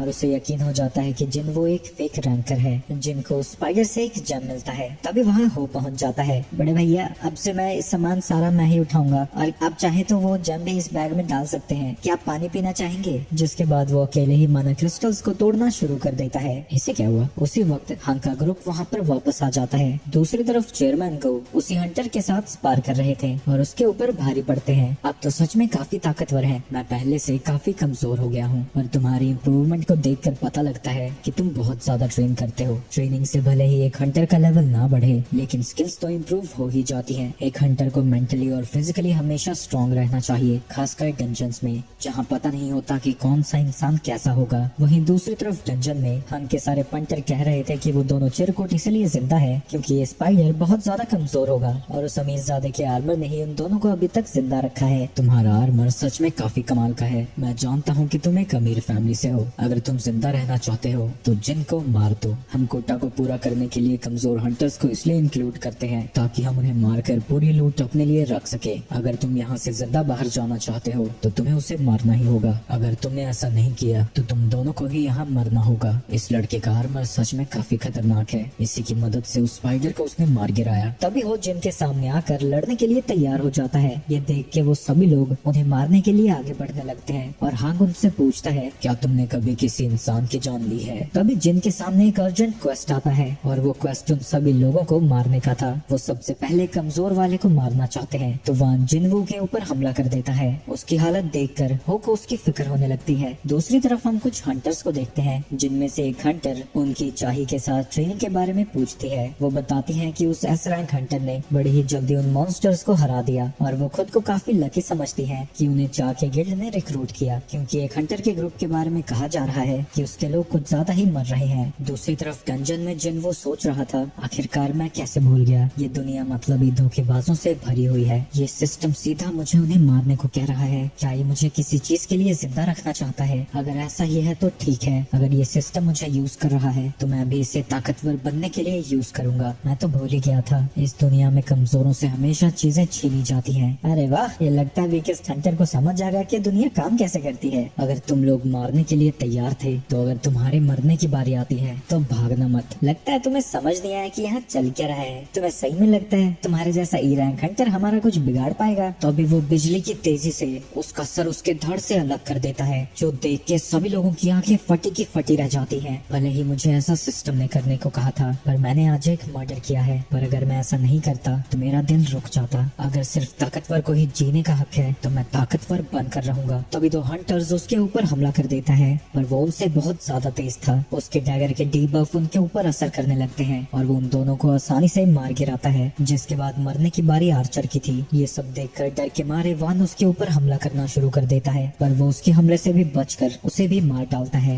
ये तो उस वक्त से भी ज्यादा ताकतवर है जब ये वो उस बॉस से लड़ रहा था। वहीं दूसरी तरफ हांग अपने बफ्स को एक्टिवेट कर लेता है और उसे यकीन है कि वो बॉस से लड़कर बहुत ज्यादा थक चुका है। मेरी रीइंफोर्समेंट से मेरी बॉडी स्टील जितनी ताकतवर हो गई है, इसका डैगर मेरा कुछ नहीं बिगाड़ पाएगा। लेकिन जब वो उसके ऊपर हमला करने जाता है, जिन उसका मुंह पकड़कर जमीन पर दे मारता है, जिसके बाद डर के मारे वो उससे अपनी जान की भीख मांगने लगता है। तुमने मुझे 3 बार मारने की कोशिश की है, क्या तुम्हें सच में लगता है मैं तुम्हें छोड़ दूंगा? अगर तुमने ऐसा किया तो तुम भी नहीं बचोगे। लगता है तुम भूल गए, तुमने ही मुझसे कहा था कि जो कुछ डंजन में होता है इसका बाहर किसी को कुछ नहीं पता लगता। क्या तुम जानते भी हो मेरा भाई कौन है? लेकिन तभी जिन उसके ऊपर एक हमला करके उसकी गर्दन को काट देता है। उसका मिशन कंप्लीट हो जाता है, जिसके बाद वो पूरा डंजन हिलने लगता है क्योंकि उन्होंने उसके बॉस को हरा दिया था। जब वो बाहर आते हैं, उस स्पाइडर की लड़ाई के बाद सिर्फ वही लोग जिंदा बाहर आए थे, लेकिन ऑफिशियल को इस बात पर यकीन नहीं होता क्योंकि पार्टी में उन दोनों का रैंक सबसे ज्यादा लो था। पर होकर गियर को देखकर उसे लगता है कि उसी ने डंजन के बॉस को हराया होगा। वहीं जिन को यकीन नहीं होता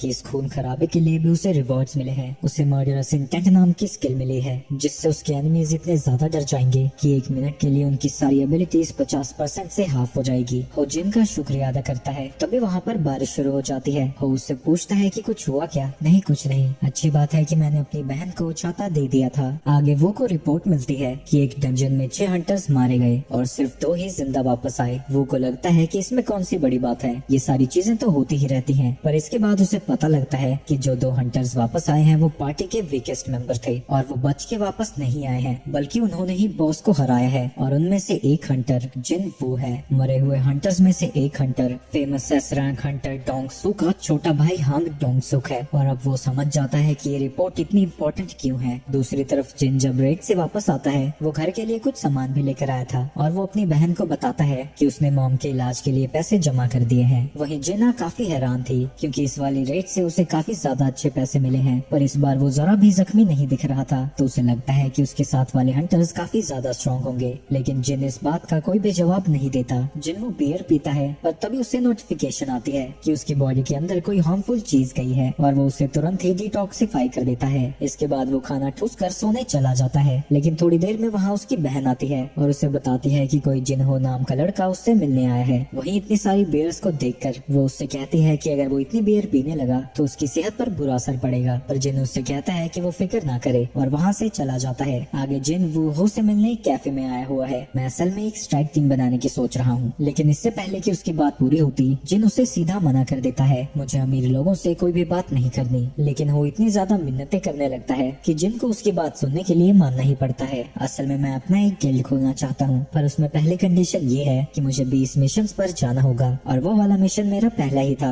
रिटन एग्जाम्स के लिए भी मैंने काफी अच्छी तैयारी कर ली है, पर मेरी कॉम्बैट स्किल्स ज्यादा अच्छी नहीं है। तुम्हारे पिता का तो कंस्ट्रक्शन का काम है ना, तो तुम ये क्यों कर रहे हो? असल में मेरे पिता ने ही कहा है गिल्ड बनाने को। जिन वो सोचता है कि डंजन काफी ज्यादा फायदेमंद हो सकता है, क्योंकि जो भी चीजें वहाँ मिलती हैं बाहर आकर महंगे दामों में बिकती है। आगे वो कहता है कि उसके फादर एक एस रैंक हंटर को उनके गिल्ड का लीडर बनाना चाहते हैं और उसका भाई वाइस कमांडर बनेगा, लेकिन कंट्री में सिर्फ 7 ही एस रैंक हंटर्स हैं और मिनग्यू ने तो कभी किसी गिल्ड को ज्वाइन भी नहीं किया और अब वो रिटायर हो गया है। तो क्या तुम्हारे फादर दूसरे गिल्ड से एस रैंक हंटर को खरीदना चाहते हैं? मैं तुम्हें पहले ही बता दूं ये काफी खतरनाक हो सकता है, क्योंकि तुम्हारी दुश्मनी सीधा गिल्ड से हो जाएगी। लेकिन तभी हो कहता है कि वो उस गिल्ड का लीडर बनना चाहता है और इसके लिए उसे जिन की मदद चाहिए, और वो चाहे तो वो उसकी पावर्स को छुपाकर रेड्स में हिस्सा ले सकते हैं। इसके बाद वो उसे एक बिल्डिंग के कागज दिखाता है जहाँ उनका हेडक्वार्टर होगा और इसकी कीमत 30 बिलियन वॉन है। यो जिन की मदद के लिए ये सारी बिल्डिंग उसके नाम करना चाहता है। अगर ये ऑफर उसे पहले मिला होता तो पलक झपकते ही इसे वो एक्सेप्ट कर चुका होता, लेकिन अब चीजें बदल चुकी हैं। वो दुनिया में अकेला ही हंटर है जो अपने रैंक को बढ़ा सकता है। उसे यकीन है कि वो एस रैंक या फिर उससे भी ऊपर पहुंच सकता है। ऐसे में 30 बिलियन उसके लिए कुछ भी नहीं होंगे, लेकिन अभी भी वो अपनी पावर्स के बारे में सब कुछ नहीं जानता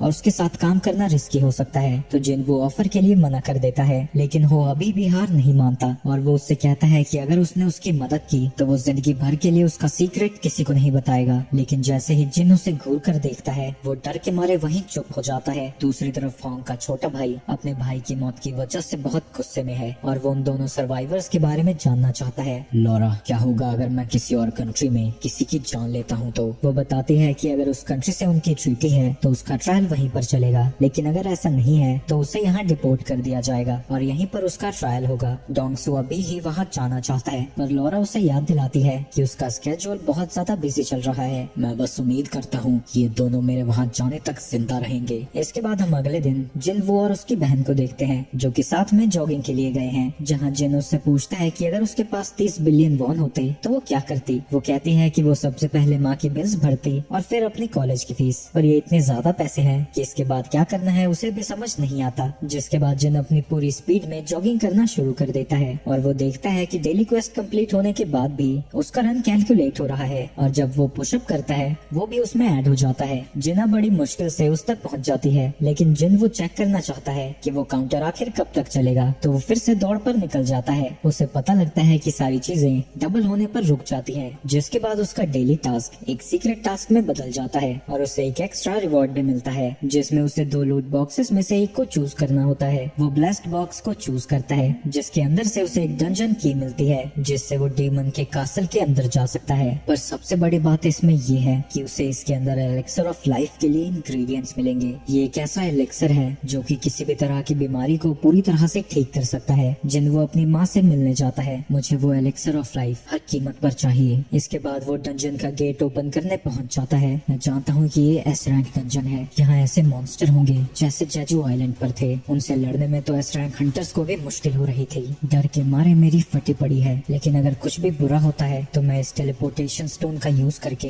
यहाँ से बाहर चला जाऊंगा। अभी उसके सामने एक बड़ा सा मॉन्स्टर आ जाता है जो कि हेल का गेट कीपर है और उसका नाम सर्बरस है। मैं इस वक्त पर हार नहीं मान सकता और वो अपनी सभी स्किल्स को एक्टिवेट करके उसके ऊपर हमला करने चला जाता है, लेकिन अपने बोनस इफेक्ट्स को एक्टिवेट करने पर भी वो ज्यादा डैमेज नहीं कर पाता। लगातार हमला करने के बाद वो अपने मर्डरस इंटेंट स्किल को एक्टिवेट करता है, लेकिन सर्बरस उसकी स्किल को कैंसिल कर देता है। वो अपने डैगर की स्किल का यूज करने जाता है, पर जब वो उसके ऊपर हमला करता है उसकी ये सारी स्किल्स भी वो मॉन्स्टर कैंसिल कर देता है। सर्बरस उसके लिए बहुत ज्यादा ताकतवर था, जिससे लड़ाई के दौरान उसका एक हाथ भी कट जाता है। सर्बरस उसे अपने दांतों से पकड़कर जमीन पर पटक देता है और जब वो उसके ऊपर दोबारा हमला करता है उसकी लगभग 1/3 हेल्थ कम हो जाती है। लेकिन वो मॉन्स्टर यहीं पर नहीं रुकता। इसके बाद वो अपनी रेड स्किल को एक्टिवेट कर लेता है, जिससे 3 मिनट तक उसकी सारी एबिलिटीज 100% से इंक्रीज हो जाती है। इससे उस मॉन्स्टर की स्पीड इतनी ज्यादा बढ़ जाती है कि जिन उसे डॉज नहीं कर पाता, तो जिन को अपनी फुल रिकवरी रिवॉर्ड का यूज करना पड़ता है, जिससे उसका आर्म भी वापस आ जाता है। इसके बाद जिन फिर से उसके ऊपर हमला करने लगता है और जैसे ही उसे लगता है कि वो फाइनली कुछ कर पा रहा है, उसे पता लगता है कि उसके अटैक का कोई असर नहीं हो रहा और वो मॉन्स्टर फिर से उसके ऊपर हमला करके उसकी एचपी को और भी ज्यादा कम कर देता है। वो मॉन्स्टर लगातार उसे मारता जाता है और जब उसकी हेल्थ सिर्फ 3% बचती है, वो धूल को उड़ाकर किसी तरह उससे छुपने में कामयाब होता है। वहीं सिस्टम पागलों की तरह उसे वार्निंग देता जाता है, मुझे नहीं लगता कि मैं इसे हरा सकता हूँ, मुझे यहाँ से जाना ही होगा। लेकिन जैसे ही वो स्टोन का यूज करने वाला था, सर्बरस आकर उसके ऊपर हमला कर देता है, जिससे वो स्टोन उसके हाथ से छटक कर कहीं दूर गिर जाता है, जिसकी वजह से जिन को फिर से उस मॉन्स्टर से छुपना पड़ता है और अब उसकी हेल्थ बहुत ज्यादा कम हो चुकी है। अगर मुझे इसने 1-2 बार और मारा तो मैं मारा जाऊंगा। तभी उसे याद आता है कि उसके सिस्टम में एक शॉप है जहाँ से वो जल्दी जल्दी 3 हीलिंग पोशंस खरीदता है, लेकिन हर एक पोशन सिर्फ 100 हेल्थ ही रिस्टोर करती है। जिसके बाद वो पॉइजन निकालता है जो कि उसे सांप को मारने पर मिला था।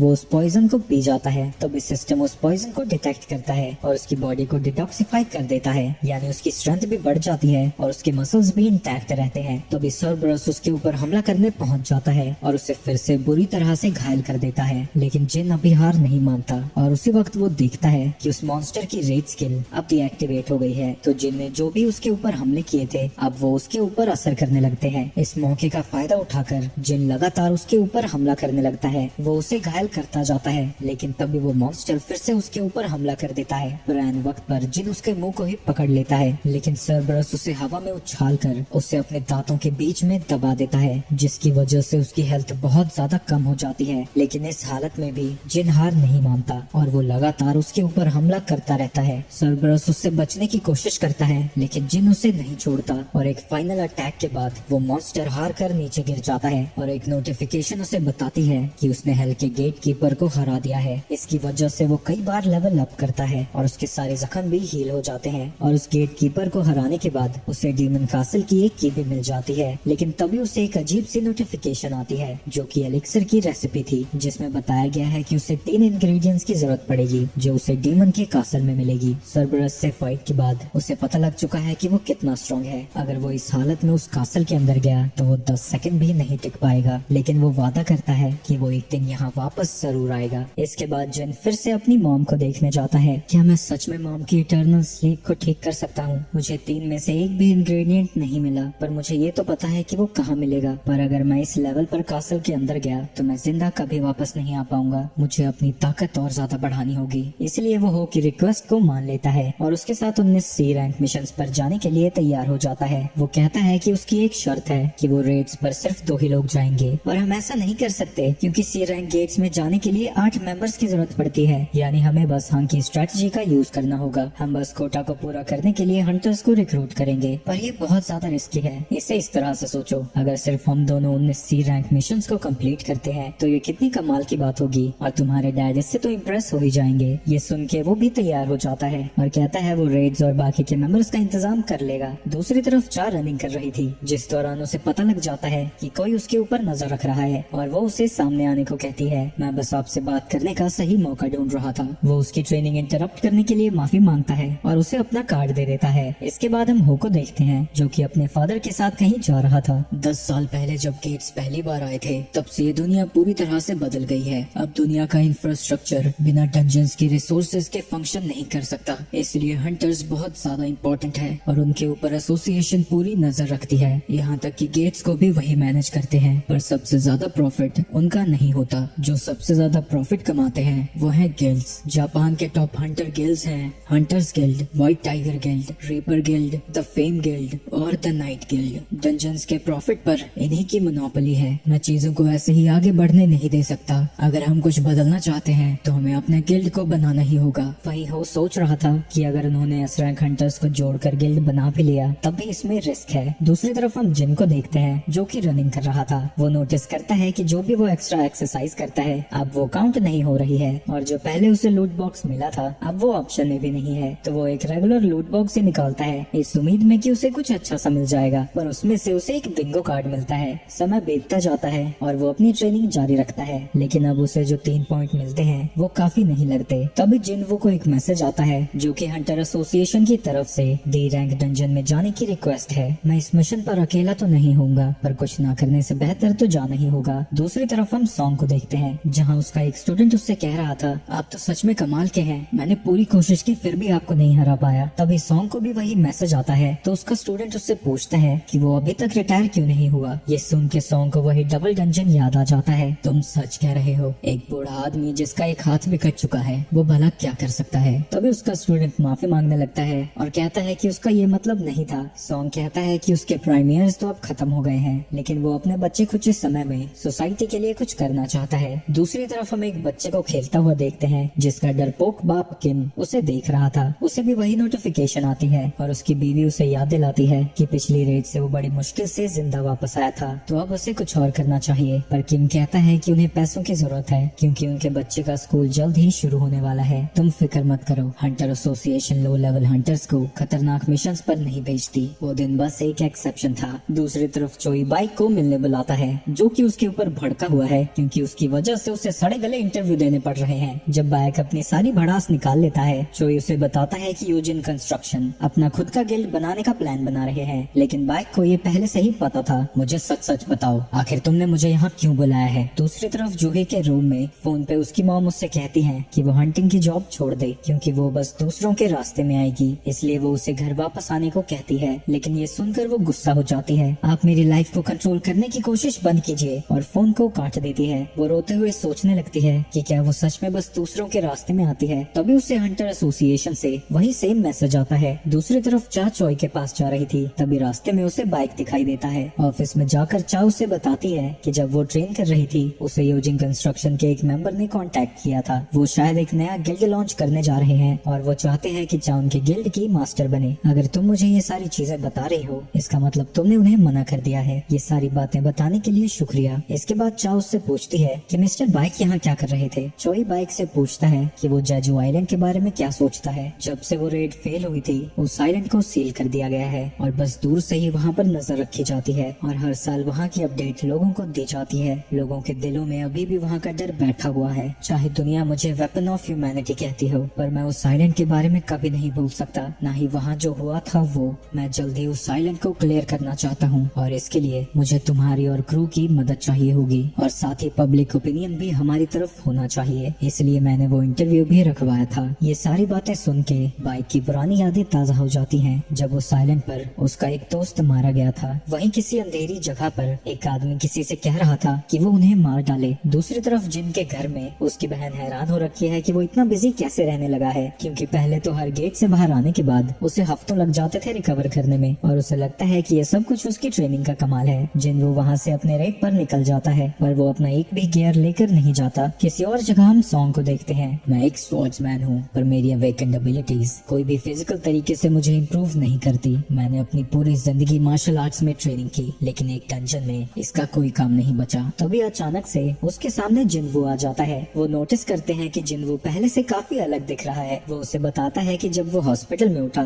उसकी टांग वापस से जुड़ी हुई थी। तो सॉन्ग को लगता है कि शायद हाई रैंकिंग हीलर्स ने उसे हील कर दिया होगा, लेकिन सॉन्ग उतना लकी नहीं था। वो जब गेट के पास पहुंचते हैं वो ये देख के हैरान हो जाते हैं कि ये बिल्कुल रीयूनियन जैसा है। किम बहुत ज्यादा शर्मिंदा फील कर रहा था और वो उनसे नजरें भी नहीं मिला पाता। उस भयानक दिन को जो सर्वाइव कर पाए उसमें से 5 सर्वाइवर्स यहाँ इकट्ठा हुए हैं और उसे समझ नहीं आता कि यहाँ चल क्या रहा है। जो है जिनवू को देख के बहुत खुश हो जाती है और वो भी कहती है कि वो पहले से काफी बदल गया है। तभी वहाँ कुछ कैदी आ जाते हैं और वो जूही के साथ उल्टी सीधी बातें करने लगते हैं, और उनके साथ कैंग भी है जो कि उन्हें डांट के चुप करा देता है। ऑफिशियल उन्हें बताती है कि ये क्रिमिनल्स हैं जो कि यहाँ पर अपनी सजा को कम करवाने आए हैं। वो उन्हें यकीन दिलाती है कि वो क्रिमिनल्स कुछ उल्टा सीधा नहीं करेंगे, पर अगर वो ऐसा कुछ ट्राई भी करते हैं तो उनके साथ कैंग जा रहा है जो कि एक बी रैंक हंटर है। तो अगर वो कुछ भी करते हैं तो वो तीनों सी रैंक क्रिमिनल्स को आसानी से संभाल लेगा। जिनवू जूही से कहता है कि वो साथ में ना आए, लेकिन जूही नहीं मानती। सभी क्रिमिनल्स को फ्री कर दिया जाता है। इसके बाद कैंग जाके बाकी से खुद को इंट्रोड्यूस कराता है और कहता है कि वो क्रिमिनल्स को हैंडल कर लेगा। जिनवू सॉन्ग को लीडर बनने को कहता है। इसके लिए सॉन्ग उसका शुक्रिया अदा करता है और उससे कहता है कि वही एक वजह है जो कि इतने सारे लोग उस डंजन से जिंदा वापस आ पाए। वहीं किसी वजह से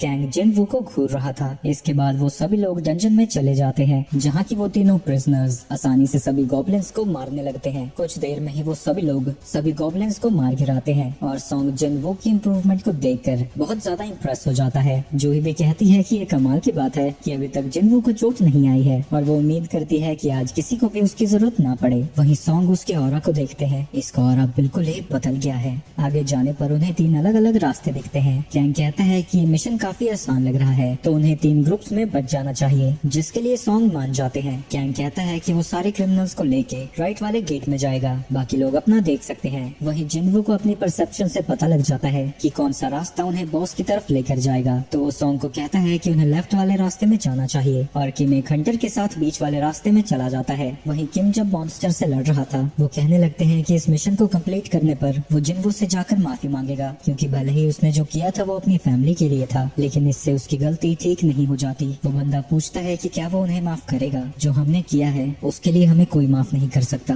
लेकिन माफी मांगना हमारा फर्ज है। दूसरी तरफ सारे प्रिजनर्स ने गॉब्लिन्स को मार दिया है। कैंग उनसे पूछता है कि अगर ये सब ह्यूमंस होते क्या तभी वो लोग इन्हें मार देते। वो कहते हैं कि ह्यूमंस और इनमें जरा भी फर्क नहीं है। इसके बाद हम फ्लैशबैक देखते हैं, जहाँ किसी आदमी की बेटी को उन 3 लोगों ने असॉल्ट किया था, जिसकी वजह से उसने खुद की ही जान ले ली और वो आदमी गुस्से में है क्योंकि कुछ सालों में ही वो सारे कैदी जेल से बाइज्जत बरी हो जाएंगे। ऊपर से वो हंटर्स हैं तो वो रेड्स को ज्वाइन करके अपनी सजा को और ज्यादा कम करवा लेंगे। इसलिए वो आदमी 3 मिलियन लेकर आए हैं, जो कि वो कैंग को देना चाहता है उन तीनों कैदियों की जान लेने के लिए। वही प्रेजेंट में वो उनसे कहता है, यहाँ से जाने के बाद मैं सर्वेलेंस टीम को बता दूंगा कि यहाँ हमें 100 गॉब्लिन्स मिले थे जिन्होंने तुम्हें मार डाला। कुछ देर में ही वहाँ किम और उसका साथी भी पहुँच जाता है, जहाँ वो देखते हैं कि कैंग ने 2 कैदियों को मार दिया है। कैंग उन प्रिजनर से कहने लगता है कि उसे कहा गया है कि वो उन तीनों को टॉर्चर करके मारे। तभी वो देखता है कि वहाँ किम पहुँच गया है, तो वो सबसे पहले उस प्रिजनर को मार देता है और उन 2 गवाहों को मारने के लिए उनकी तरफ जाने लगता है। वहीं दूसरी तरफ जिन को याद है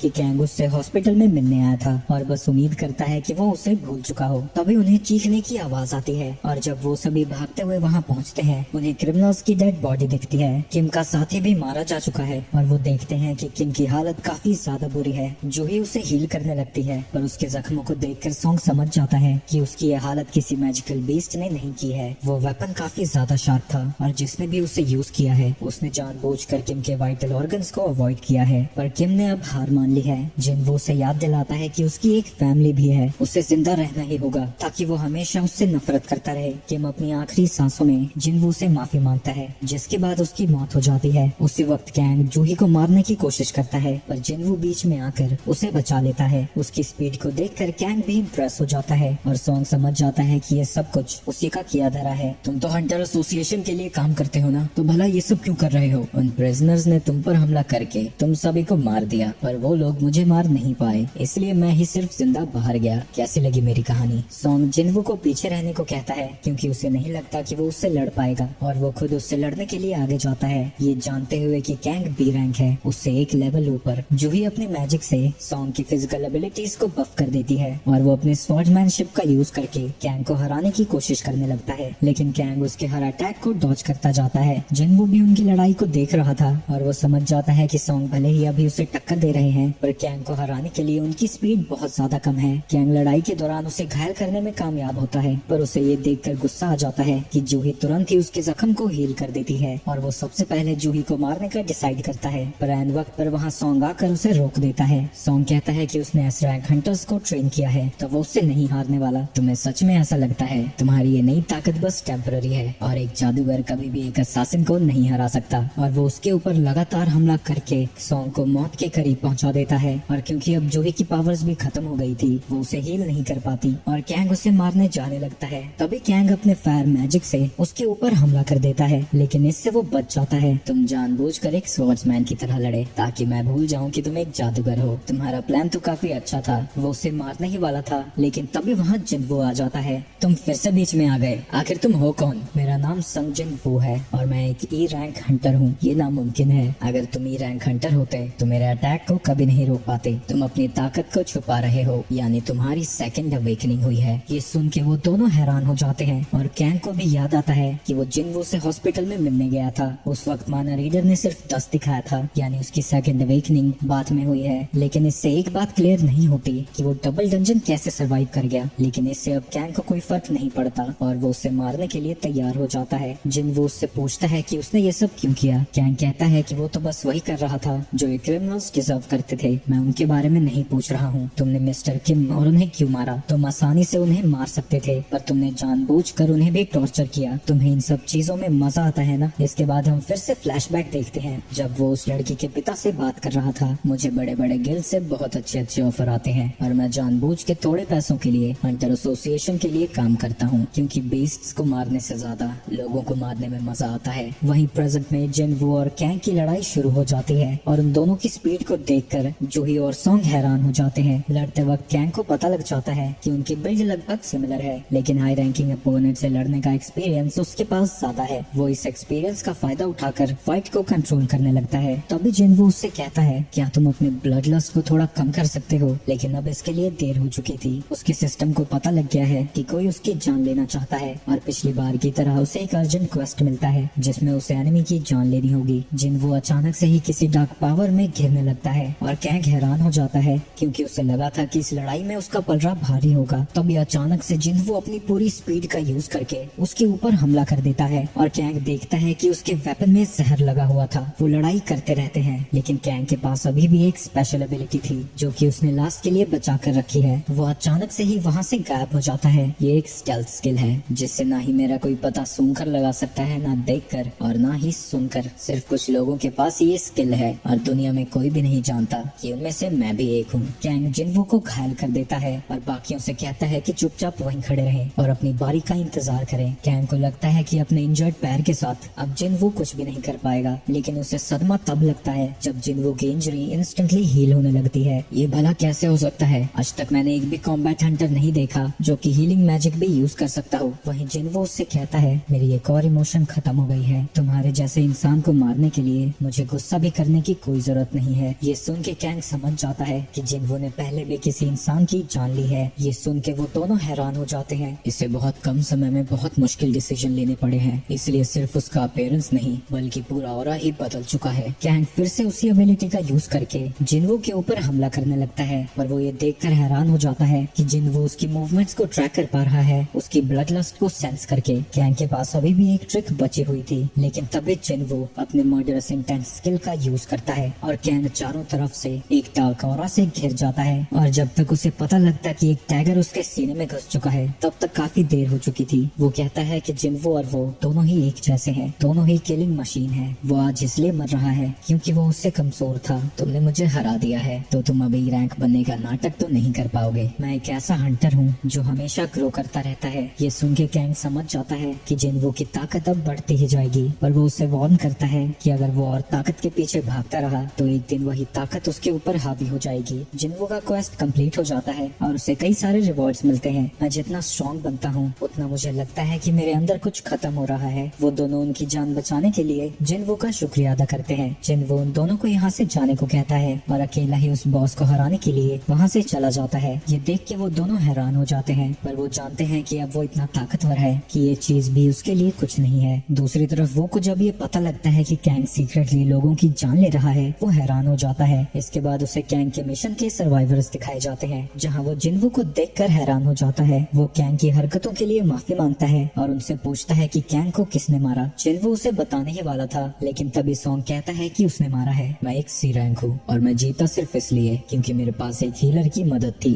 लेकिन वो को इस कहानी पर यकीन नहीं होता क्योंकि कैंग एक top level B rank hunter था और एक मेज टाइप सी रैंक हंटर उसे कभी नहीं हरा सकता। लेकिन वो बिना कुछ कहे वहाँ से चला जाता है। वहीं कैंग अब क्योंकि स्ट्रॉन्ग हो चुका था, वो को देखकर उसे पता लग जाता है कि वो एक ए रैंक हंटर है और अभी तो वो उसका सामना नहीं कर सकता। वहीं सॉन्ग को लगता है कि उसके पास कोई अच्छा ही रीजन होगा अपनी पावर्स को छुपाने का, तो वो कहता है कि वो बस उसका एहसान चुका रहा है उस दिन उसकी जान बचाने के लिए। उसी रात को जूही उससे पूछती है कि क्या उसे ये स्टोन याद है। वो दोनों साथ में चलते हुए बात करने लगते हैं कि जिनवू कितना बदल गया है। वहीं जूही उसकी बिल्कुल उल्टी है, वो जरा भी नहीं बदली और उसे लगता है कि एक हंटर बनने के लिए वो दिल की बहुत ज्यादा कमजोर है। उसे अपने रैंक के हिसाब से हाई लेवल रेड्स में जाना चाहिए, पर वो हमेशा लो लेवल रेड्स में ही जाती है। पर ये चीजें उतनी भी बुरी नहीं है, क्योंकि लो लेवल रेड्स में ही उसे जिनवू से मिलने का मौका मिला। वो हमेशा ही घायल होता रहता था, पर उसकी आंखों में हमेशा आगे बढ़ने का जज्बा था। जूही उसका क्रिस्टल उसे वापस कर देती है और बताती है कि वो अब रिटायर होने वाली है और वापस अपनी फैमिली के साथ रहने जा रही है, जिसके बाद वो दोनों दोबारा मिलने का वादा करके वहाँ से चले जाते हैं। इसके बाद हम फ्लैशबैक में देखते हैं कि वो को जिन पर शक हो रहा था। उसे यकीन नहीं होता कि उसके जैसा E rank B rank Kang को हरा सकता है, पर क्योंकि ये पहले ही वेरीफाई हो चुका था कि उसकी रीअवेकनिंग नहीं हुई है, तो वो उसे जाने देता है। पर वो उसे वार्न करता है कि हांग के भाई को पता लग गया है कि उस डंजन से सिर्फ जिन और हो ही सलामत बाहर आए हैं, तो हो सकता है कि वो उनके पीछे आए। ये सुन के वो हैरान हो जाता है।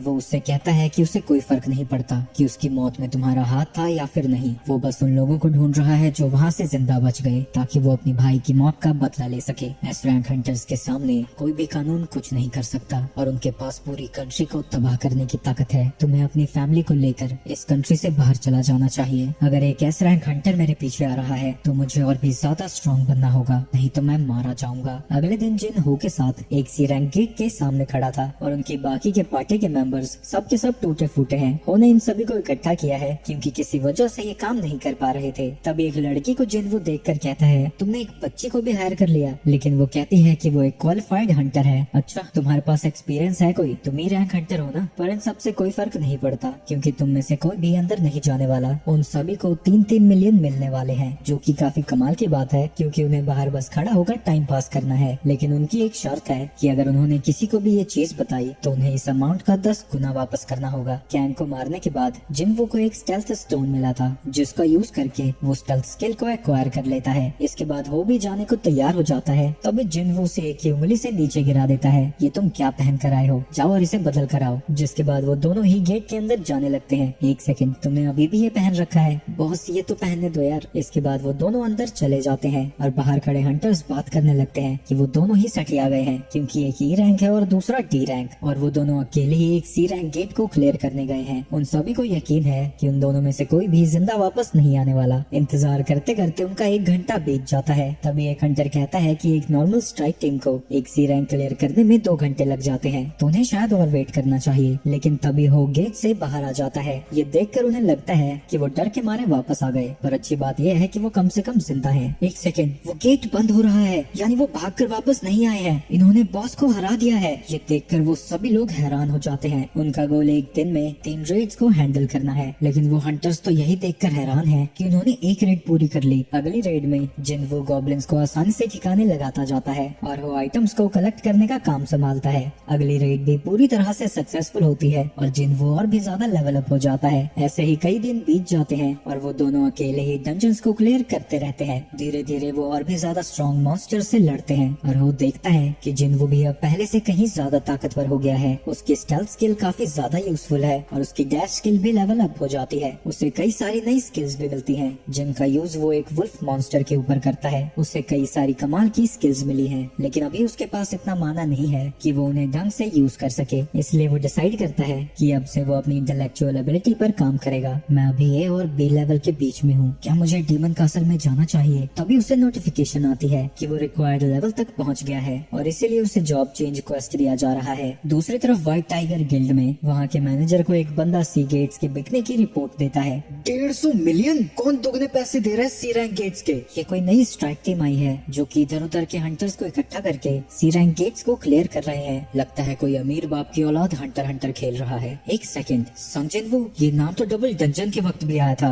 लगता है यहाँ कुछ गड़बड़ चल रही है। दूसरी तरफ जिनवू और हो एक और गेट को क्लियर करके बाहर आ जाते हैं, जहाँ की सोंगी उसे घूरे जा रही थी, लेकिन जिन के पूछने पर वो शर्मा जाती है। जिनवू 3 खतरनाक डिजास्टर्स को सर्वाइव करके आया है और जब भी ऐसा हुआ है वहाँ कई लोगों की जान गई है, लेकिन वो हमेशा ही जिंदा वापस आया है। इस चीज की एक ही एक्सप्लेनेशन है, रीअवेकनिंग। और आन जिनवू को रिक्रूट करने के लिए वहाँ से चला जाता है। आन जब उस पोर्टल के पास पहुँचता है वो देखता है कि वहाँ तो पिकनिक चल रही है। तभी उनके सामने सोंगी आ जाती है और उनसे कहती है कि वो यहाँ से दूर रहें, ये जगह खतरनाक है। और उनके पूछने पर वो बताती है कि वो एक हंटर है और स्ट्राइक टीम का हिस्सा है। एक सेकंड, क्या इसका मतलब वो अकेला ही अंदर गया है? लगता है इस बार मेरे हाथों में बहुत बड़ी मछली लगने वाली है। इसके बाद वो दोनों वहाँ से चले जाते हैं। थोड़ी देर में डंजन को क्लियर करके जिनवू बाहर आ जाता है और उसे कहता है कि कल वो बिजी है तो वो किसी भी रेट पर नहीं आ पाएगा। तो हो ने जो 3 गेट्स को रिजर्व करके रखा था उन्हें हो होल्ड करने का डिसाइड करता है। दूसरी तरफ हम एक अजीबोगरीब सा सीन देखते हैं और चॉय उस भयानक सपने से जाग जाता है। वो कुछ पेपर्स को देखता है। जज आइलैंड पर जाने का समय लगभग हो चुका है। दूसरी तरफ रात को आन जिन से मिलने जाता है और खुद को व्हाइट टाइगर गिल्ड के मैनेजर की तरह इंट्रोड्यूस करता है। वो जिन को ऑफर करता है कि जो भी उसे यूजिन कंस्ट्रक्शन पे कर रहे हैं वो उसका डबल पे करेगा अगर वो व्हाइट टाइगर गिल्ड को ज्वाइन करता है। तो आन को पूरा यकीन है कि जिनवू एक की रैंक है तो वो उसकी ऑफर को कभी रिफ्यूज नहीं करेगा। लेकिन तब भी जिनवू उससे पूछता है व्हाइट टाइगर गिल्ड की बिल्डिंग की कीमत क्या होगी। 50 बिलियन। यूजिन कंस्ट्रक्शन मुझे 30 बिलियन की बिल्डिंग दे रही है और वो उसे सबूत भी दिखा देता है। बिना अपने सुपीरियर से बात करे मैं हमारी बिल्डिंग को ऑफर में नहीं दे सकता तो हमारी आगे बात करने का कोई फायदा नहीं है। और जिनवू वहाँ से जाने लगता है। लगता है मैंने जल्दबाजी कर दी। मुझे एक बात बताओ, तुम्हें मेरे बारे में कैसे पता लगा? क्या तुम मेरा पीछा कर रहे हो? तभी अचानक से वो गायब हो जाता है और आन देखता है कि उसके चेहरे पर एक छोटा सा कट लगा है। इससे वो समझ जाता है कि जिनवू के पास स्टेल्थ स्किल है और इसलिए यूजिन उसे इतना ज्यादा पैसा दे रहे हैं। जिनवू उसे पीछे घूमने से मना करता है। मुझे तुम्हारे बारे में तब पता लगा जब मैं सी रैंक गेट्स के बाहर के बारे में देख रहा था। तुम्हारे अलावा और कौन जानता है? सिर्फ मैं और मेरा सेक्रेटरी। अगर इसके बारे में किसी और को पता लगा तो तुम दोनों मेरे पहले शिकार होगे। मैं वादा करता हूँ हमारे अलावा ये किसी को नहीं पता लगेगा। जिसके बाद जिनवू उसके सामने आ जाता है। लगता है ये सी रैंक गेट्स को खरीदने की वजह से हुआ है, लेकिन कुछ समय तक मुझे ऐसा ही करते रहना होगा। मैं समझ सकता हूँ पर हमें नए बंदों को ट्रेन करने के लिए उसकी जरूरत पड़ती है। चलो एक डील करते हैं। हमारे पास अभी 3 सी रैंक गेट्स हैं। मैं तुम्हें वो दे सकता हूँ पर तुम्हें हर गेट के 300 मिलियन देने होंगे। ये सुन के वो शॉक हो जाता है। प्लीज आप इसे थोड़ा सस्ता कर सकते हैं, 200 मिलियन। इसके लिए जिनवू तुरंत ही मान जाता है और दोनों की डील पक्की हो जाती है। लेकिन जाने से पहले वो आन को कहता है कि अपनी आंखें बंद करे और मुंह खोले और वो उसके मुंह में हीलिंग पोशन डाल देता है। मुझे तुम पर यकीन है और मैं उम्मीद करता हूँ कि तुम अपना मुंह बंद रखोगे। उसका असिस्टेंट आके पूछता है कि यहाँ हुआ क्या। जितना मैंने सोचा था ये मछली उससे भी बड़ी है। बाद में वो कंफर्म कर देता है कि उसे 600 मिलियन मिल गए हैं। हम तो इन गेट्स को वैसे भी छोड़ने वाले थे, आपने इनके 600 मिलियन कैसे ले लिए? पर जिनवू कहता है कि ये एक सीक्रेट है। दूसरी तरफ व्हाइट टाइगर गिल्ड में आन को पता लगता है कि जिनवू ने उसे चूना लगा दिया क्योंकि अब कई सारे सी रैंक गेट्स हैं जो कि 70 मिलियन से भी नीचे के बिक रहे हैं। जिनवू उसे एक मैसेज भेजता है, ये मेरे ऊपर नजर रखने के लिए था, अब हमारा हिसाब बराबर हुआ। आन समझ जाता है कि उसे जिनवू से कोई पंगा नहीं लेना चाहिए, पर उसे इस बात की खुशी भी है कि उसे अब उसका कांटेक्ट नंबर मिल गया। वहीं जिनवू कहीं जा रहा है ताकि वो पता लगा सके कि ये जॉब चेंज क्वेस्ट आखिर है क्या। वो सिटी से बहुत दूर एक जंगल में जाता है क्योंकि उसे नहीं पता है कि जॉब चेंज क्वेस्ट में आखिर क्या मिलने वाला है, क्योंकि ये पहले वाले क्वेस्ट जैसा नहीं है। वो इस क्वेस्ट को एक्सेप्ट या रिफ्यूज कर सकता है और डिसाइड करने के लिए उसके पास पूरा टाइम है। यानी ये काफी खतरनाक होने वाला है, पर इसका मतलब ये है कि इससे वो उतना ही ज्यादा ताकतवर बनेगा। तो वो उस क्वेस्ट को एक्सेप्ट कर लेता है और उसके सामने एक दरवाजा खुलने लगता है। तभी उसे याद आता है कि उसने अपना डेली क्वेस्ट अभी कंप्लीट नहीं किया था, पर कोई बात नहीं, मैं बाद में कर लूंगा। और वो गेट के अंदर चला जाता है। दूसरी तरफ वो अपने बापू के साथ डिनर कर रहा था, तभी उसका बड़ा भाई भी वहाँ पहुँच जाता है। डंजन के अंदर जिनवू को पता लगता है कि वहाँ वो ना पोशंस का यूज कर सकता है ना ही रिकवर कर सकता है और बिना क्वेस्ट को कंप्लीट किए वो यहाँ से बाहर नहीं जा सकता। यानी उसे अब बहुत ही ज्यादा सावधान रहना होगा। तभी उसे कुछ आवाज आती है और वो लड़ने के लिए तैयार हो जाता है। वो एक आर्मर टाइप बीस्ट है और जिनवू एक झटके में ही उसे मार गिराता है। मजाक कर रहा था मैं। उसके अटैक से उस नाइट का कुछ भी नहीं बिगड़ता और जब वो नाइट उसके ऊपर हमला करता है वो उसकी ताकत को देखकर हैरान हो जाता है। वो फिर से अपने डैगर से उसके ऊपर हमला करता है, लेकिन ये भी उसके ऊपर कोई असर नहीं करता। जिन उसके अटैक को डॉज करता रहता है। मैंने तुमसे भी तगड़े आर्मर वाले एनिमीज को हराया है। जिसके बाद वो उसके साथ भी वही करता है जो कि उसने उस स्नेक के साथ किया था और अपने हाथों से ही उसे तोड़ देता है। मैंने एक बार अपनी फेटल स्ट्राइक स्किल वेस्ट कर दी, पर इसके बारे में तुम लोग मुझे ज्यादा तो सोचने दोगे नहीं, है ना? दूसरी तरफ ओके फादर उसके बड़े भाई से पूछते हैं कि उसकी गिल्ड एस्टेब्लिश करने के एफर्ट कैसे जा रहे हैं, क्योंकि उन्होंने सुना था कि जितने भी एसरैक हंटर से उसने बात की है सबने उसे मना कर दिया। तो वो कहता है कि वो दूसरी कंट्री के हंटर से बात कर रहा है। वो समझ जाता है कि उसके लिए ज्यादा मुश्किल होने वाला है। तभी जेसंग उससे कहता है, मुझे पता है कि तुम सीक्रेटली किसी चीज पर काम कर रहे हो, पर मेरे रास्ते में आने की कोशिश मत करना, मुझे सब पता है। ये सब सुन के वो चुप हो जाता है और सोचने लगता है कि जिसंग उससे ऐसे बात नहीं करता अगर उसे ये ना पता होता कि उसका पार्टनर कितना ज्यादा स्ट्रॉन्ग है। दूसरी तरफ डंजन में जिनवू उन सभी नाइट्स को मारता ही जा रहा था। उसे पता है कि उसे जल्द ही आराम करने की जरूरत पड़ेगी, लेकिन तभी वो कुछ सेंस करता है और एक और मॉन्स्टर को ठिकाने लगा देता है। क्या इसने अभी स्टेल्थ स्किल का यूज किया? तभी उसके ऊपर एक मेज हमला कर देता है। ये आखिर कैसी जगह है? ऐसा लग रहा है कि यहाँ मैं अपनी पुरानी लड़ाइयाँ लड़ रहा हूँ। मैंने जितना सोचा था ये उससे भी ज्यादा खतरनाक है। मुझे अलग अलग एनिमीज के लिए अपनी अलग अलग स्किल्स का यूज करना पड़ेगा। अगर मैं नाइट्स को हराना चाहता हूँ तो मुझे अपनी ताकत को यूज करना है। स्टेल्थ वाले को मारने के लिए परसेप्शन चाहिए और मेज को हराने के लिए मुझे अपनी इंटेलेक्ट का यूज करना है। लेकिन जिन्वू ने अपने उस स्टैट को ज्यादा बूस्ट नहीं किया था और उसकी थकावट भी अब बढ़ने लगी है। मुझे जल्दी से जल्दी इस लड़ाई को खत्म करना होगा। दूसरी तरफ चोई अपनी टीम के साथ जेजू आइलैंड पर जाने के लिए तैयार हो गया है। वहीं डंजन में सभी मॉन्स्टर्स को हराने के बाद जिन्वू को कुछ रिवॉर्ड्स मिलते हैं, जिनमें से एक बहुत ही ज्यादा लाइट वेट आर्मर है और साथ ही उसे कुछ और आइटम्स और पॉइंट्स भी मिले हैं। और थोड़ा आराम करने के बाद वो आगे बढ़ जाता है। उसके सामने एक बहुत ही बड़ा दरवाजा है। उस दरवाजे को खोलते ही उसे बहुत खतरनाक ऑरा फील होता है। अंदर किसी तरह का सिंहासन है जिसकी रक्षा के लिए वहाँ एक नाइट आ जाता है। उसकी प्रेजेंस और ऑरा से उसे वही डंजन याद आने लगता है और बिल्कुल डबल डंजन वाला ही डर महसूस होता है। उस नाइट का नाम इग्रेस है, जो कि डार्क रेड कलर में आ रहा था,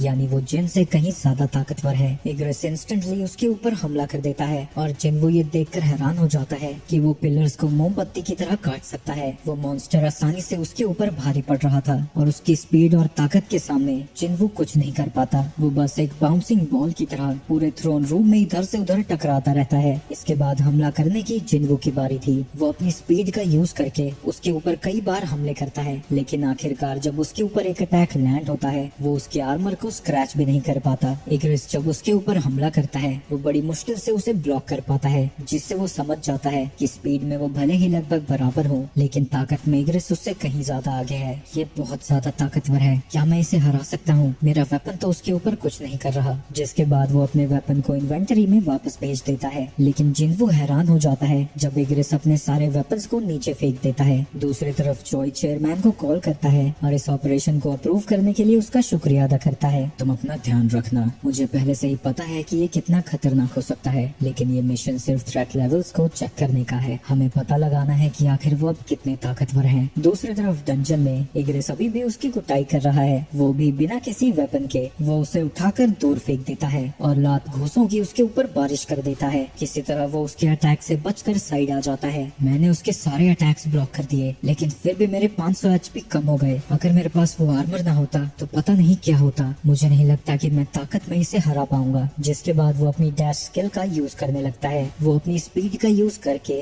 किसी तरह उसे एक मुक्का मार देता है, लेकिन इसके बाद वो चाहे जितनी मर्जी कोशिश कर ले, इग्रेस हर बार उसके अटैक को डॉज कर लेता है। तब इग्रेस उसे लात मार के दूर फेंक देता है, जिसके बाद उसे वो हवा से ही जमीन पर पटक देता है। लेकिन इन सब के बावजूद भी जिन्वू हार नहीं मानता और वो दोबारा खड़ा होकर उसके ऊपर हमला करता रहता है। उसकी मेहनत आखिरकार काम आती है और वो उसकी गर्दन पर जोर की लात मारता है, लेकिन इससे इग्रेस की सटक जाती है और वो उसके ऊपर और भी ज्यादा बुरी तरह से हमला करने लगता है। वो बिल्कुल उसे वैसे ही मार रहा था जैसे मेरी माता श्री कपड़ों को धोती है। वो उसकी धुलाई करता करता उसे उसी गद्दी के ऊपर फेंक देता है। जिन्वू की हालत अब बहुत खराब हो चुकी थी। इग्रेस उसके पास जाता है और अपनी तलवार को समन करके उसके ऊपर हमला कर देता है, लेकिन जिन्वू अपने हाथों से ही उसकी तलवार को रोक देता है। मैं अभी तक नहीं हारा हूँ। वो उसकी तलवार को दूर फेंक देता है और अपनी ब्लेड को समन करके उसकी आंख में हमला कर देता है, जिसके बाद जिन्वू अपनी पूरी ताकत लगाकर इग्रेस को पीछे ढकेलने लगता है और उसे सीधा दीवार में दे मारता है। इग्रेस जिन्वू का डैगर यूज करने लगता है, लेकिन वो तुरंत ही उसे वापस अपने हाथों में समन कर लेता है। जिन्वू उसकी गर्दन पर हमला कर देता है, लेकिन वो कट ज्यादा गहरा नहीं था, तो जिन्वू अपनी पूरी ताकत लगा देता है और जितनी भी स्किल्स होती हैं सारी स्किल्स का यूज करके उसके ऊपर हमला करता है और आखिरकार उस नाइट को हराने में कामयाब होता है। जिसके बाद उसे नोटिफिकेशन आती है कि वो इस लड़ाई को जीत गया। हमारी ताकत और स्पीड दोनों में ही बहुत ज्यादा गैप था। मैं तो सिर्फ गलती से जीत गया। अगर मैंने एक भी गलती की होती तो मैं मर चुका होता। तब जिन्वू को 4 रिवॉर्ड्स मिलते हैं। एक है 1.5 मिलियन गोल्ड, दूसरा एस रैंक हेलमेट है जो कि इग्रेस ने पहना था। वो डीमन कासल की भी एस रैंक थी ना, लेकिन इस तरह के गियर तो मुझे पहली बार मिले हैं। वो हेलमेट उसके स्टैट्स को बूस्ट कर देता है और डैमेज को 15% से कम भी। उसे एक रूल स्टोन भी मिलता है रूलर्स हैंड स्किल के लिए और उसका फाइनल रिवॉर्ड एक इंस्टेंट टेलीपोर्टेशन स्टोन है। मैं तो इसे अपनी इन्वेंटरी में भी नहीं रख सकता, तो अब क्यों मिल रहा है ये जब मैंने बॉस को हरा दिया? क्या अभी जॉब चेंज क्वेस्ट खत्म नहीं हुआ है? तो अभी उसके पीछे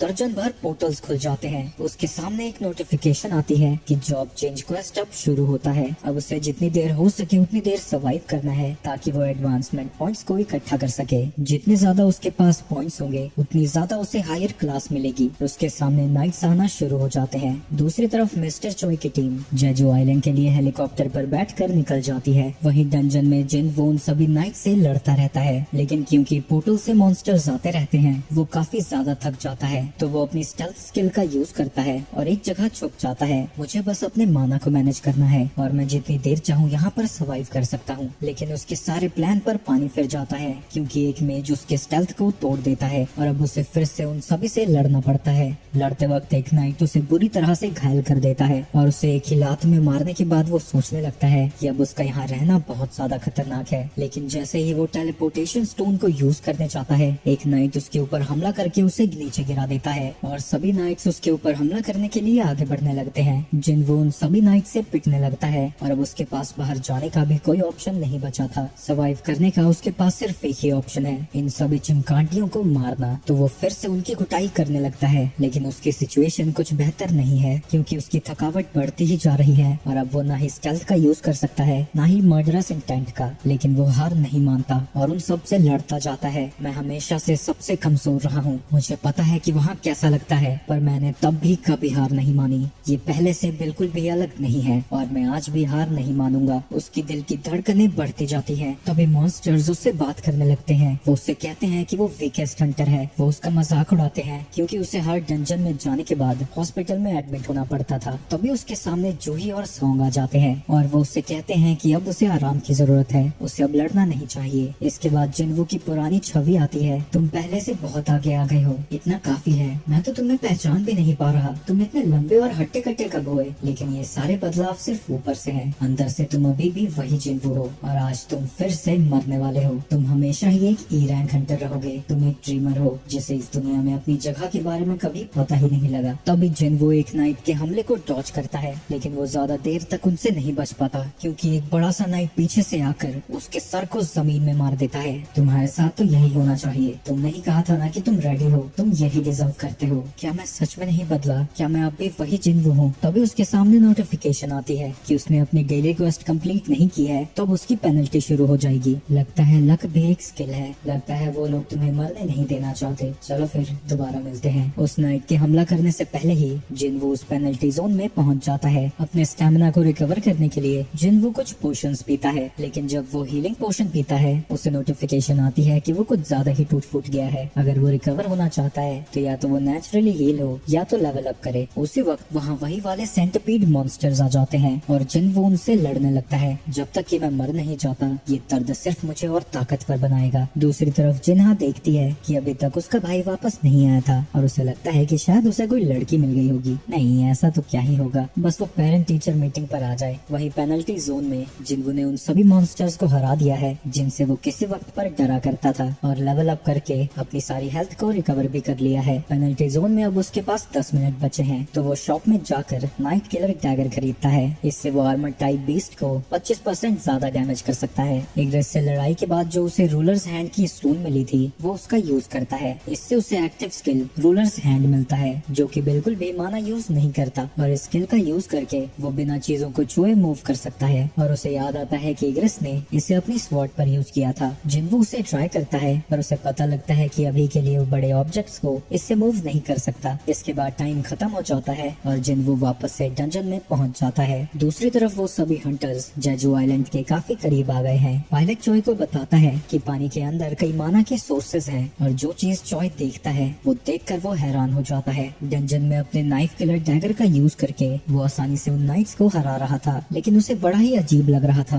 मैं तो नाइट्स को मारता जा रहा हूँ, लेकिन फिर भी मुझे ऐसा क्यों नहीं लग रहा? वो मेजेस क्या कर रहे हैं? वो तो मुझ पर हमला भी नहीं कर रहे, बस खड़े हैं। तभी उसे रियलाइज होता है कि वही मेजेस गेट्स को ओपन करके नाइट्स को यहाँ समन कर रहे हैं। ये चीज समझते ही वो जाकर एक मेज पर हमला कर देता है और जैसे ही वो मेज मरता है कई सारे नाइट्स अपने आप ही नीचे गिर जाते हैं और अब उसे बस 5 और मेजेस को मारना था। वो अपने रूलर्स हैंड का यूज करके अपने दूसरे डैगर को भी अपने पास बुला लेता है और अपने नेक्स्ट अटैक से एक और जादूगर को मार देता है और उसके बीच जो भी नाइट्स आते हैं वो उन्हें भी काटता जाता है। इसके बाद वो फिर से अपने रूलर्स हैंड का यूज करता है और एक और मेज को खत्म कर देता है और अब बस 3 मेजेस बचे थे, लेकिन वो अपनी पावर्स को कंबाइन करते हैं और सभी नाइट्स को इकट्ठा करके एक बड़ा सा गोलम बना देते हैं। लेकिन जिनवू उसके ऊपर चढ़ जाता है और थोड़ी देर के लिए वहीं पर उसे बांध देता है। इन गधों ने क्या सोचा था कि एक बड़ा टारगेट मुझे ज्यादा देर तक रोक पाएगा? तुम तीनों गलत थे। एक बड़ा टारगेट नहीं बल्कि बहुत सारे छोटे टारगेट्स मेरा रास्ता रोक सकते थे। और जिन्वू सभी मेजेस को हराने में कामयाब होता है, पर वो गोलम अभी भी जिंदा था। लेकिन अब जिन्वू की ताकत इतनी ज्यादा बढ़ चुकी है कि वो अपनी स्ट्रेंथ का ही यूज करके उस गोलम को डिस्ट्रॉय कर देता है। इससे वो सभी मॉन्स्टर्स हार जाते हैं और उसके सामने एक नोटिफिकेशन आती है कि उसने जॉब चेंज क्वेस्ट को पूरा कर लिया है और वो अब एक एडवांस क्लास चुन सकता है। लेकिन जिन्वू को चूज करने का ऑप्शन नहीं मिलता। उसके सामने नोटिफिकेशन पे नोटिफिकेशन आती रहती है जहाँ पे लिखा था कि जहाँ भी प्लेयर जाएगा उसके पीछे एंजल ऑफ डेथ आएगी। चाहे वो कोई भी रास्ता चुने, उसका रास्ता लाशों और खून से भरा होगा। प्लेयर को बहुत ज्यादा पावर चाहिए और वो उसे हासिल भी करता है, वो भी बिना किसी की मदद के। शैडो आर्मी उसे फॉलो करेगी और उसे पता चलता है कि उसकी क्लास नेक्रोमैंसी है। नेक्रोमैंसर एक ऐसी क्लास है जो कि मरे हुए लोगों को अपने सर्वेंट्स की तरह यूज करते हैं। मैं तो एक असासिन हूँ, अगर मैं नेक्रोमैंसर बन गया तो मेरी सारी स्किल्स और ताकत वेस्ट हो जाएगी। तो वो इस क्लास को डिक्लाइन कर देता है। लेकिन तभी उसे बताया जाता है कि नेक्रोमैंसर एक हिडन क्लास है और सिस्टम फिर से उससे पूछता है कि क्या अब भी वो उसे डिक्लाइन करना चाहता है। जिन्वू अब सोचने लगता है अगर ये कोई हिडन क्लास है तो क्या इसका मतलब मुझे कोई स्पेशल पावर मिलेगी? काश मेरे पास किसी नेक्रोमैंसर का एग्जाम्पल होता। एक सेकेंड, ये मेज जिसने जो ये समन किया था नेक्रोमैंसी तो उसी की तरह है ना? ये कोइंसिडेंस तो नहीं हो सकता। क्या अभी तक जो भी हुआ सिस्टम ने प्लान किया था? जो भी हो, ये इंटरेस्टिंग तो है। मेजेस स्ट्रॉन्ग नहीं होते पर मैं तो हूँ और कहीं भी रूल्स में नहीं लिखा कि मेजेस खुद सामने से जाकर नहीं लड़ सकते। अगर क्लास स्टैट्स की तरह है तो जब मैं लेवल अप होऊंगा तो वो भी लेवल अप होंगे और मेरी शैडो आर्मी भी और ज्यादा ताकतवर हो जाएगी। जिन्वू एक्साइटेड हो जाता है कि अब सोलो लेवलिंग सोलो नहीं बचेगी और वो इस क्लास को एक्सेप्ट कर लेता है। तभी वो चारों तरफ से किसी डार्क पावर से घिरने लगता है और उसकी परफॉर्मेंस की बेस पर सिस्टम उसे बोनस पॉइंट्स देने लगता है। क्योंकि वो सर्वाइवल टाइम से भी ज्यादा देर तक रुका रहा तो उसकी एडवांसमेंट पॉइंट्स क्लास थ्रेशोल्ड से ज्यादा होती हैं। जिन्वू की पावर बढ़ती जाती है और वो ये देखकर हैरान हो जाता है कि वो नेक्रोमैंसर से शैडो मोनार्क तक पहुंच भी गया। उसे यूनिक क्लास स्किल्स भी मिली है और 10 एबिलिटी पॉइंट्स भी। क्या क्वेस्ट कंप्लीट हो गया? लेकिन तभी उसे लोगों की आवाज सुनाई देने लगती है जो कि उन लोगों से आ रही थी जो कि दर्द में थे। जिन्वू को अब उन मॉन्स्टर्स में शैडो जैसी चीज दिखाई दे रही थी और वो अपनी स्किल शैडो एक्सट्रैक्शन उनके ऊपर यूज कर सकता है। उसे पहले एक कमांड वर्ड चूज करना होगा तो वो अराइज चूज करता है। जैसे ही जिन्वू ये कहता है उसके शैडो आर्मी के पहले मेंबर्स उसके सामने आते हैं। शैडो एक्सट्रैक्शन के साथ साथ उसके पास शैडो स्टोरेज नाम की स्किल भी है। शैडो एक्सट्रैक्शन से वो अपने माना का यूज करके शैडो सोल्जर बना सकता है और शैडो स्टोरेज से वो अपने सोल्जर्स को स्टोर कर सकता है और जब चाहे समन कर सकता है। उसे बस इस चीज का ध्यान रखना है कि एक्सट्रैक्शन फेल भी हो सकती है उसके टारगेट की स्ट्रेंथ और मौत से बीते हुए समय के बेस पर। जिन्वू देखता है कि उसने नाइट्स और मेजेस दोनों को ही समन कर लिया है और उनके रैंक्स भी अलग हैं। एक सेकंड, क्या मैं एस रैंक शैडोज को एक्सट्रैक्ट कर सकता हूँ और क्या शैडो बनने पर वो उतने ही ताकतवर होंगे? जिन्वू इग्रिस के पास जाता है और उसे पता लगता है कि एक्सट्रैक्शन पॉसिबल है। इग्रिस को रखने के लिए वो 11 सोल्जर्स की एक्सट्रैक्शन को कैंसिल कर देता है क्योंकि शैडो स्टोरेज में अभी लिमिट है। वो इग्रिस के सामने अराइज कहता है। उसकी बॉडी से बहुत ज्यादा एनर्जी बाहर आने लगती है जो कि जिन्वू को भी धक्का दे रही थी। लेकिन थोड़ी देर में ही एक मैसेज आता है कि एक्सट्रैक्शन फेल हो गई है। अब जिन्वू के पास सिर्फ 2 और ट्राई बचे हैं लेकिन उसका दूसरा अटेम्प्ट भी फेल हो जाता है। वहीं हंटर एसोसिएशन टावर में गोटो वो से कह रहा था, हंटर्स अपनी पावर्स को नहीं बढ़ा सकते जब तक कि वो रीअवेकन ना हो, इसलिए वो अपनी कॉम्बैट स्किल्स को ट्रेन करते हैं और भरोसेमंद साथियों को इकट्ठा करते हैं। डंजन में जिन्वू इग्रिस से बात कर रहा था। तुम क्या यहाँ पर अपने किंग का इंतजार कर रहे हो? क्या तुम्हें यकीन है कि वो वापस आएगा? इग्रिस, तुम एक वॉरियर हो, तुम्हारी तलवार दुश्मनों की गर्दनें काटने के लिए है। तुम कब तक एक खाली थ्रोन की रक्षा करते रहोगे? अगर तुम अपनी तलवार को किसी को डेडिकेट ही करना चाहते हो तो मुझे सर्व करो। अराइज। इस बार उसकी शैडो एक्सट्रैक्शन सक्सेसफुल होती है और इग्रिस की शैडो वहाँ बाहर आ जाती है और जिन्वू को उसका नाम रखने के लिए कहा जाता है। वो उसका नाम इग्रिस ही रखता है। इसी दौरान गोटो कह रहा था, रीअवेकनिंग हर दिन होती रहती है। मुझे उम्मीद है कि एक दिन कोई ऐसा हंटर आएगा जो कि हमारी सारी उम्मीदों को तोड़कर आगे बढ़ जाएगा और सभी हंटर्स को गाइड करेगा। इसी दौरान जिनकी सारी शैडो आर्मी उसके सामने झुक जाती है। दूसरी तरफ सारे हंटर्स अब जेजू आइलैंड पर पहुंच गए हैं। मिस्टर चॉय एक एंट को देखकर शॉक हो जाते हैं क्योंकि वो अब इवॉल्व हो रहे हैं और उनके पंख आ चुके हैं। तो सोलो लेवलिंग का सीजन 1 यही खत्म होता है। सीजन 2 जनवरी में आएगा। अगर आप उसे देखना चाहते हैं तो चैनल को सब्सक्राइब कर लेना।